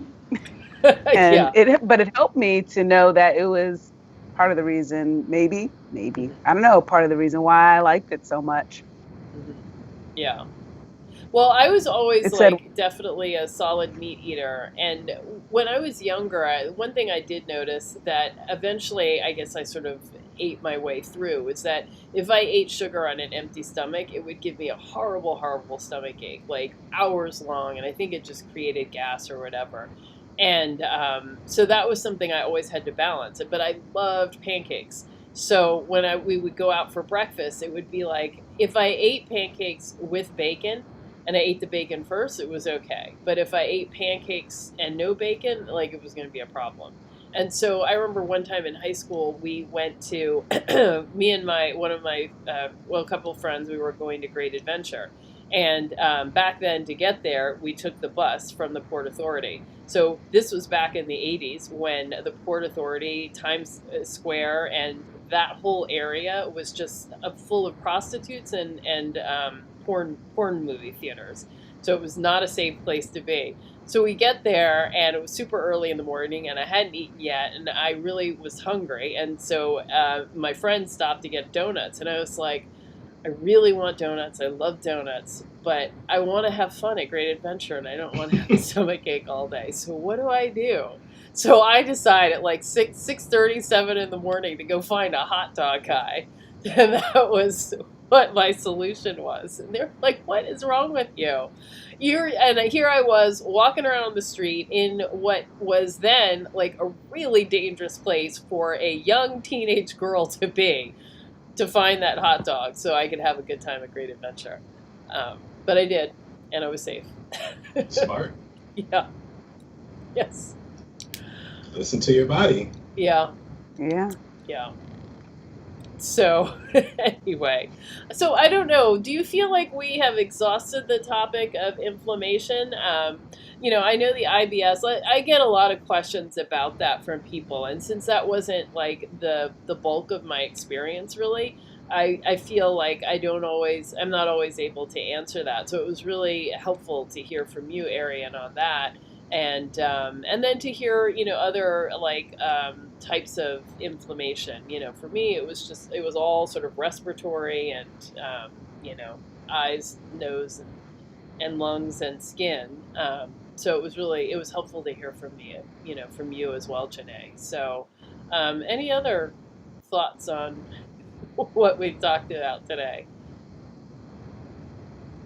I just think this has opened my eyes to the fact that even as you brought up your allergies, and I forgot, oh yeah, I used to have allergies. They were a thing for me my entire life, and now I don't take Claritin or Benadryl. I haven't needed to in over a year, and it's just gone. Like, inflammation is it's everywhere, and we're told that a lot of these things are normal, so we don't even think twice about it. Did you say that you used to get allergy shots, or was that somebody else? No, I never did. Yeah. So I used to be allergic to dogs, and my mom, always had dogs, and so it was like always a challenge. And at one point, I was living with her and two dogs, and I didn't even really notice it, but I lost my sense of smell. Like I couldn't smell, and one summer I had the car and I was, I was working, but I was doing a lot of work where I was driving people around and doing things and everything. So I had people like in and out of the car, and my mom I think had gone and bought some groceries and must have left one of the bags in the back of the car, but I hadn't been in the back of the car, so I didn't notice it. And so it was probably like 5 or 6 days that a bag of like chicken and meat and fish was in the back of the car. It was, July, so it was like 90 to 100 degrees every day for all of that time. And I didn't notice. And so I don't think I'd had anybody in the car, because it must have been like on a Thursday. And then like the following Tuesday, I had somebody in the car, and they were like, "Good God, like what is going on? Did you kill somebody? And are you like waiting to bury them?" And I was like, "What?" And I was like, "Yeah, because it's embarrassing, like when you can't smell it." I was like, "Oh yeah, I did kill somebody, hold on, I gotta get a shovel." But I then went in the back and it was like, Jesus, how could I not smell this? I mean, it was stunning.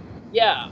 And so then I moved out from her house, and then even just being away from the dogs really helped. I mean, because, when you're all inflamed and you add in all of these other irritants, it just makes everything worse. So getting away from the dog did help, and I remember like regaining my sense of smell, and that was like really huge for me.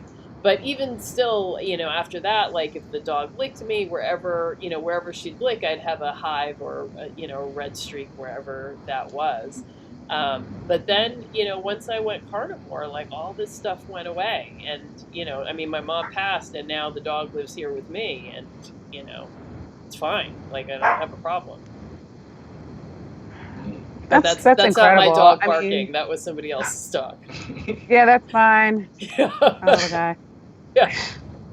He did that for you. He could feel that there was something going on in the air, so he wanted to Mine is address sleeping it. quietly somewhere in a corner. He said, "No, we're fine. You just have to eat the right stuff." Yes.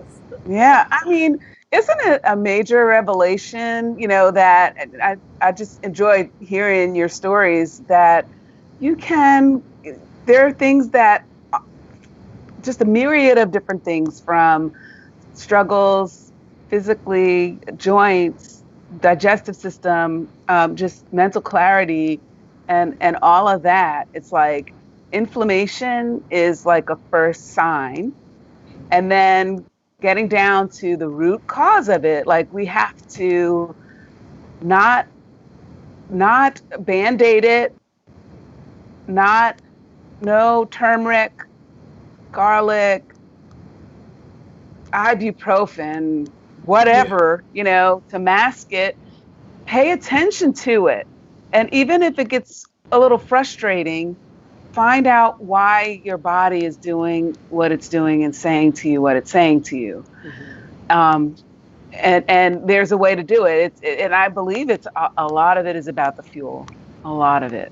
Yeah. I mean, while we were talking, one of the things that I can say, because I think when you go through this journey, you realize, you get this aha moment where you're like, wait a minute, I haven't had this happen in years. Yeah. And, there's a number of things like that for me. I came to like just a revelation, like, shoot, one of the things that was wonderful for me was panic attacks at night. I would wake up in the middle of the night. And at one point when I was going through a divorce, like many years ago, 2004, 5, 6, it was bad. It was so bad that I would have nights I was afraid to go to sleep. During the day, I was fine. But at night, I thought I was having a heart attack. I would call the ambulance. Like, I'd call 911 all the time. Oh my God. Because you don't even know when you're waking up, you're vulnerable. Like your mind isn't quite right. You don't know what just happened, but it would be like my heart would palpitate, wake me up. And I would think I was going to die. And I realized that I found out, a long time ago, that was panic attack. So it got on keto so that's like 2006, but 2013, 2014 is when I cleaned everything out. I had just gotten used to every now and then having panic attacks. It slowed down, but then somewhere it just never came back. Yeah. Like I just don't have that. And I realized, I was like, oh my gosh, I haven't had that in a long, years. But it was a thing, it was a problem. But I know that it was food, but who would think that getting rid of sugar and grains and, eating more meat and clean food would get rid of panic attacks? Like, you just don't put it together. I mean, and sleep is one of those foundational things. If you don't have that, everything else falls apart. So for you to have that so that you're scared to fall asleep, I mean, that just destroys your whole mind. Totally. So 99 Corrado says, what do we eat on a normal day? And has it changed since we've muted our inflammatory signals? So for me, it changed because I made the change. My inflammation went down. So for me, on a normal day, I eat beef. I just eat my favorite thing, and my favorite thing is beef. So right now, all that's in my freezer is ground beef. So I've been eating that, and right now I've been I take hot sauce and I just shake it all over the ground beef. I mean, when it's raw, and then I crump it together into little sort of meatballs about this size. They're probably about 1 ounce each, and I don't pack them really hard. You want to keep them really loose because that helps the fat to stay in the burger or in the ball. And I air fry it for 8 minutes. It's so good. I'm gonna have some more as soon as we get off here. Why would you shake your head, Arien? What's wrong with that? Oh, because I can't do hot things at all. Well, hot sauce isn't really hot. No. Everyone says that, and I can't do hot things. Like, I've had people like, oh, well, I'm not going to put that much in. And later on, I'm like, you put too much in. And I'm not paying for it. Thank you. So, yeah, no hot sauce. I can do black pepper, but like cayenne pepper, I just don't eat any of it at all. I can probably tolerate some small amount, but why even try? I'm so sorry. I'm sorry. I don't like the flavor of it, so Yeah. I'm fine without it. Well, that was me today, and it was probably I don't know. By the end of the day, it'll probably be 2 pounds. That's it, and some sparkling water, and and my million cups of like bulletproof coffee. Right. Yeah, actually, I gotta say, I can't complain because when I think about how much I eat and also the calories from the bulletproof coffee, it's it's significant. So Yeah. I have to say that I think that eating carnivore allows me to consume far more than I could otherwise without gaining weight. So I don't necessarily lose weight if I'm trying to, but I can eat a lot before I actually gain weight. It's all that damn coffee. Yeah, and C Bliss says booty be hot. Yeah. Right. I try. Yeah. So yeah, no hot sauce for me. My typical day is normally a lot of beef. If I have a meal of breakfast food, then it'll be usually 3 eggs and something like 3 or 4 slices of bacon, usually thick cut. If it's not thick cut, then it's going to be like half the package of bacon. Couple cups of coffee with heavy cream in them, and then a bunch of beef, like hamburger or steak. I do eat other stuff. Like right now, I'm still chewing through all that goat that I bought that I told you about. So I made some more jerky out of that. I think yesterday I ate only jerky, between beef jerky and goat jerky. So my guess is I never measure anything, but probably I'd say 1 to 2 pounds a day. Okay, good. How about Janae? What'd you eat today? So I have a life of thawing. Every day is a day I've got to think of what I got to thaw. Mm-hmm. So my meals are governed by what I've thawed the night before. So if I have this bacon, actually that's regenerative, that's yumminess. It's so amazingly good, and it cooks up a lot of fat, But I have these wild-caught scallops, and I wrap them with the bacon, and then I got all of this. So I had the bacon first, and then drain that off, and then the scallops cook a little faster and wrap them. It was so blessedly good.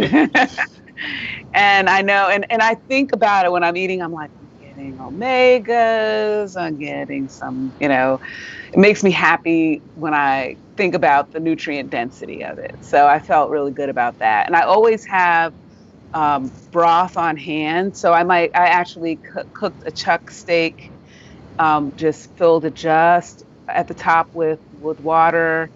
And I seasoned it. I did put some herbs in there, like I put some basil and pepper, salt. What else? Maybe some onion powder too, and just cook that up, and put that in bottles so I could, if I want a snack, I can have some of that. Just heat a little bit of that up. But I didn't do that today. But I always have like something like broth. So I have chicken broth, and I'll do egg drop soup. So depending upon, I still like to add the fat, to it. So it just depends. Like, so today it's just starting the morning with some broth and dropping some egg in there. And sometimes I play with coconut. So that's why I don't call myself a bona fide carnivore, because I play with coconut and Yeah. every now and then avocado, but I haven't really been doing avocado Okay, lately. I've been So talking about coffee and hot sauce and all kinds of Right. herbs.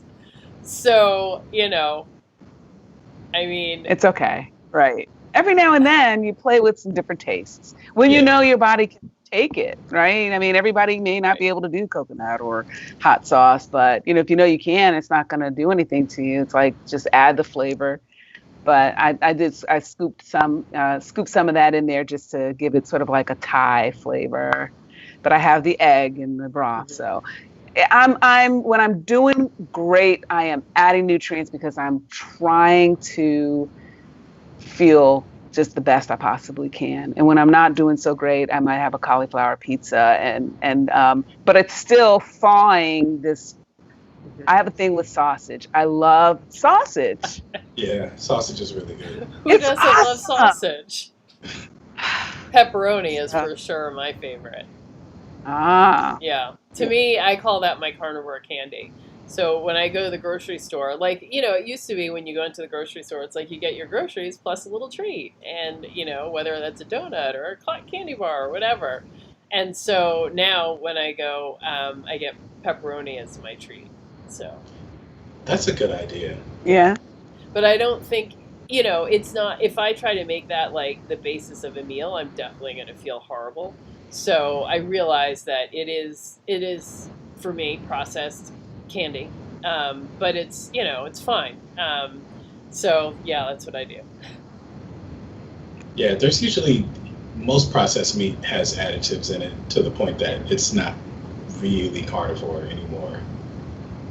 I mean, I think, cured meats is one of those things that some people do okay with and other people not so well. I mean, it's pepperoni and all these cured meats are hundreds of years old. And, if you go to Italy, all the meats that you eat, like there's a town that has that name. And that thing came from that town. So Bologna, that's where Yeah. bologna comes from, and caprese, like that's a real place, and that's their sausage. So it's like these things have existed for hundreds of years, but I just think that perhaps I am very sensitive to the bacteria that is that is part of the process of curing and making these meats. So I'm usually pretty careful about those things. And I feel like there's also a fair bit of mold, which I think that I am very sensitive to. So, It it might also be just the fact that they're like getting them at a grocery store is going to be way different than if you get them okay. made So, by. what are you trying to say? Like Hormel doesn't hold a candle to like the pepperoni that comes from Italy direct? That is exactly what I'm saying. I'm saying Hormel is going to put chemicals in there as well. I think that Like Hormel. I was at a grocery store one day. I was at work and there was a Food Lion by my job. So I wanted to go to Food Lion because I wanted to just pick up some lunch meat because I didn't have lunch and I wasn't trying to go make a bad choice. And I buy roast beef. I'm halfway through eating. It's like a pound of roast beef. I'm halfway through eating it, and I turn it around, and the second ingredient is soy. Oh Like, no! Oh no! Oh, that would so be terrible. that's what I mean. Like pepperoni from a artisanal or whatever source, way It's gonna different be than Oscar different. Mayer. Like Hormel versus maybe some, company that's at least wants to say that the animal was humanely raised and no antibiotics, whatever. It's Yeah, better maybe than Hormel, but not as good as the meat hanging from the ceiling when you Yeah. go to Italy or Spain. Okay, fair enough. I should reserve judgment. Perhaps pepperoni is just fine in Italy and France. yeah. So, That's what Yeah, I'm thinking. I yeah. was amazed. I went to Spain a few years ago and literally like you just walk into a bar and there was like meat. Like it was just hanging from the ceiling. Oh, Yeah. Meat Sounds just bad. hanging from but I was like, this is a bar. Why is there anything? But it was everywhere. It was Like, and it was delicious. I'll Yeah. take a red wine and a half pound of that sausage. Well, let me jump in here and say, if you're here, if you're still here, you've been here for a long time. Oh God, go away, Siri. You've all been here for a very long time, and I totally, totally appreciate it. And I ask you to hit the like button one more time if you haven't done it yet. I did see a comment about talking about carnivore on a budget. So I definitely think that is a great conversation to be had, and I think that's Yeah. probably a good topic for a whole roundtable in and of itself. Although the meal I described today of 2 pounds of ground beef, I don't know if you can get more budget than that because that's like the cheapest beef that you can get, and it's still pretty tasty. Um, and then I saw Delisa, her Instapot came today, or no, or was it her air fryer? Something came today. So yay! I'm so excited. Good I can't wait stuff. to see. Yeah, can't wait to see what you make with it. And bacon and egg drop soup. C Bliss likes that. Okay, that's interesting. I'm not mad at it. And What was the Raven says comment? meal of champions. Huh? What was that comment? I love to make bacon and egg drop soup. Ah, And Raven yummy. says it's a meal of champions. Yeah, that sounds awesome. So yeah, um, and Sea Bliss uses whatever herbs I want at the time, coconut aminos, etc. I've never tried coconut aminos. I'm not even sure what that is. Have you? Yeah, I have. I actually made I don't know, I just wanted ribeye and I usually just make it all together. But I chopped it up yesterday and put coconut aminos on it. Um, it's um, it's coconut rather than like soy. Like it's sort of like you takes the place of soy sauce. Mm.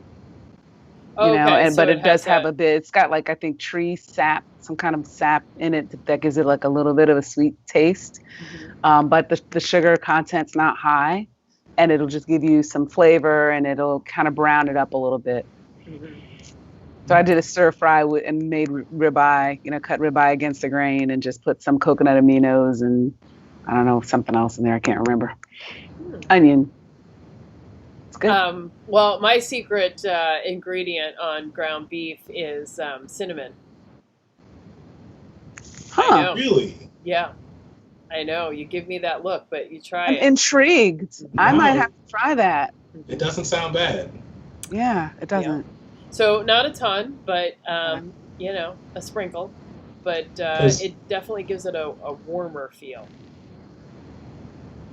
I used to use a dry rub that was really made for ribs, but it's like top two ingredients were sugar and cinnamon, Yeah. and that and ground beef tasted really good.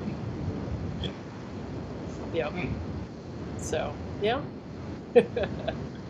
All right, guys, we have been here an incredible 2 hours, I think.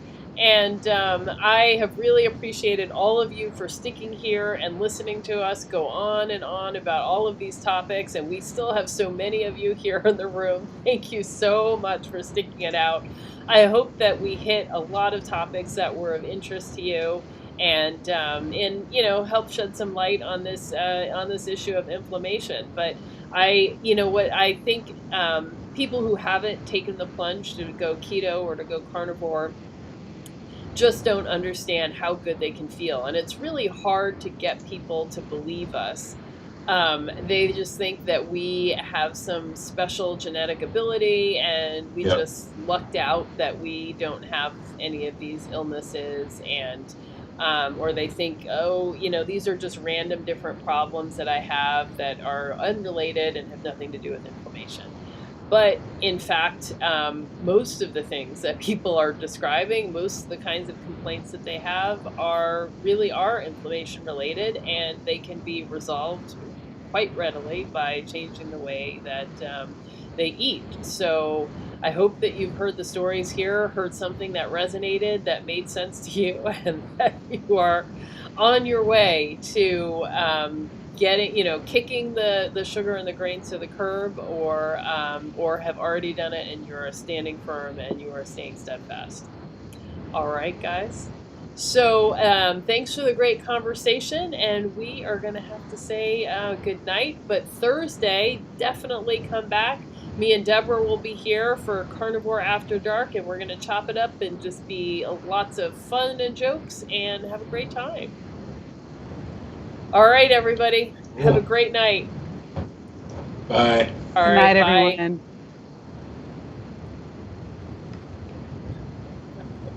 No, it's not going to let me finish.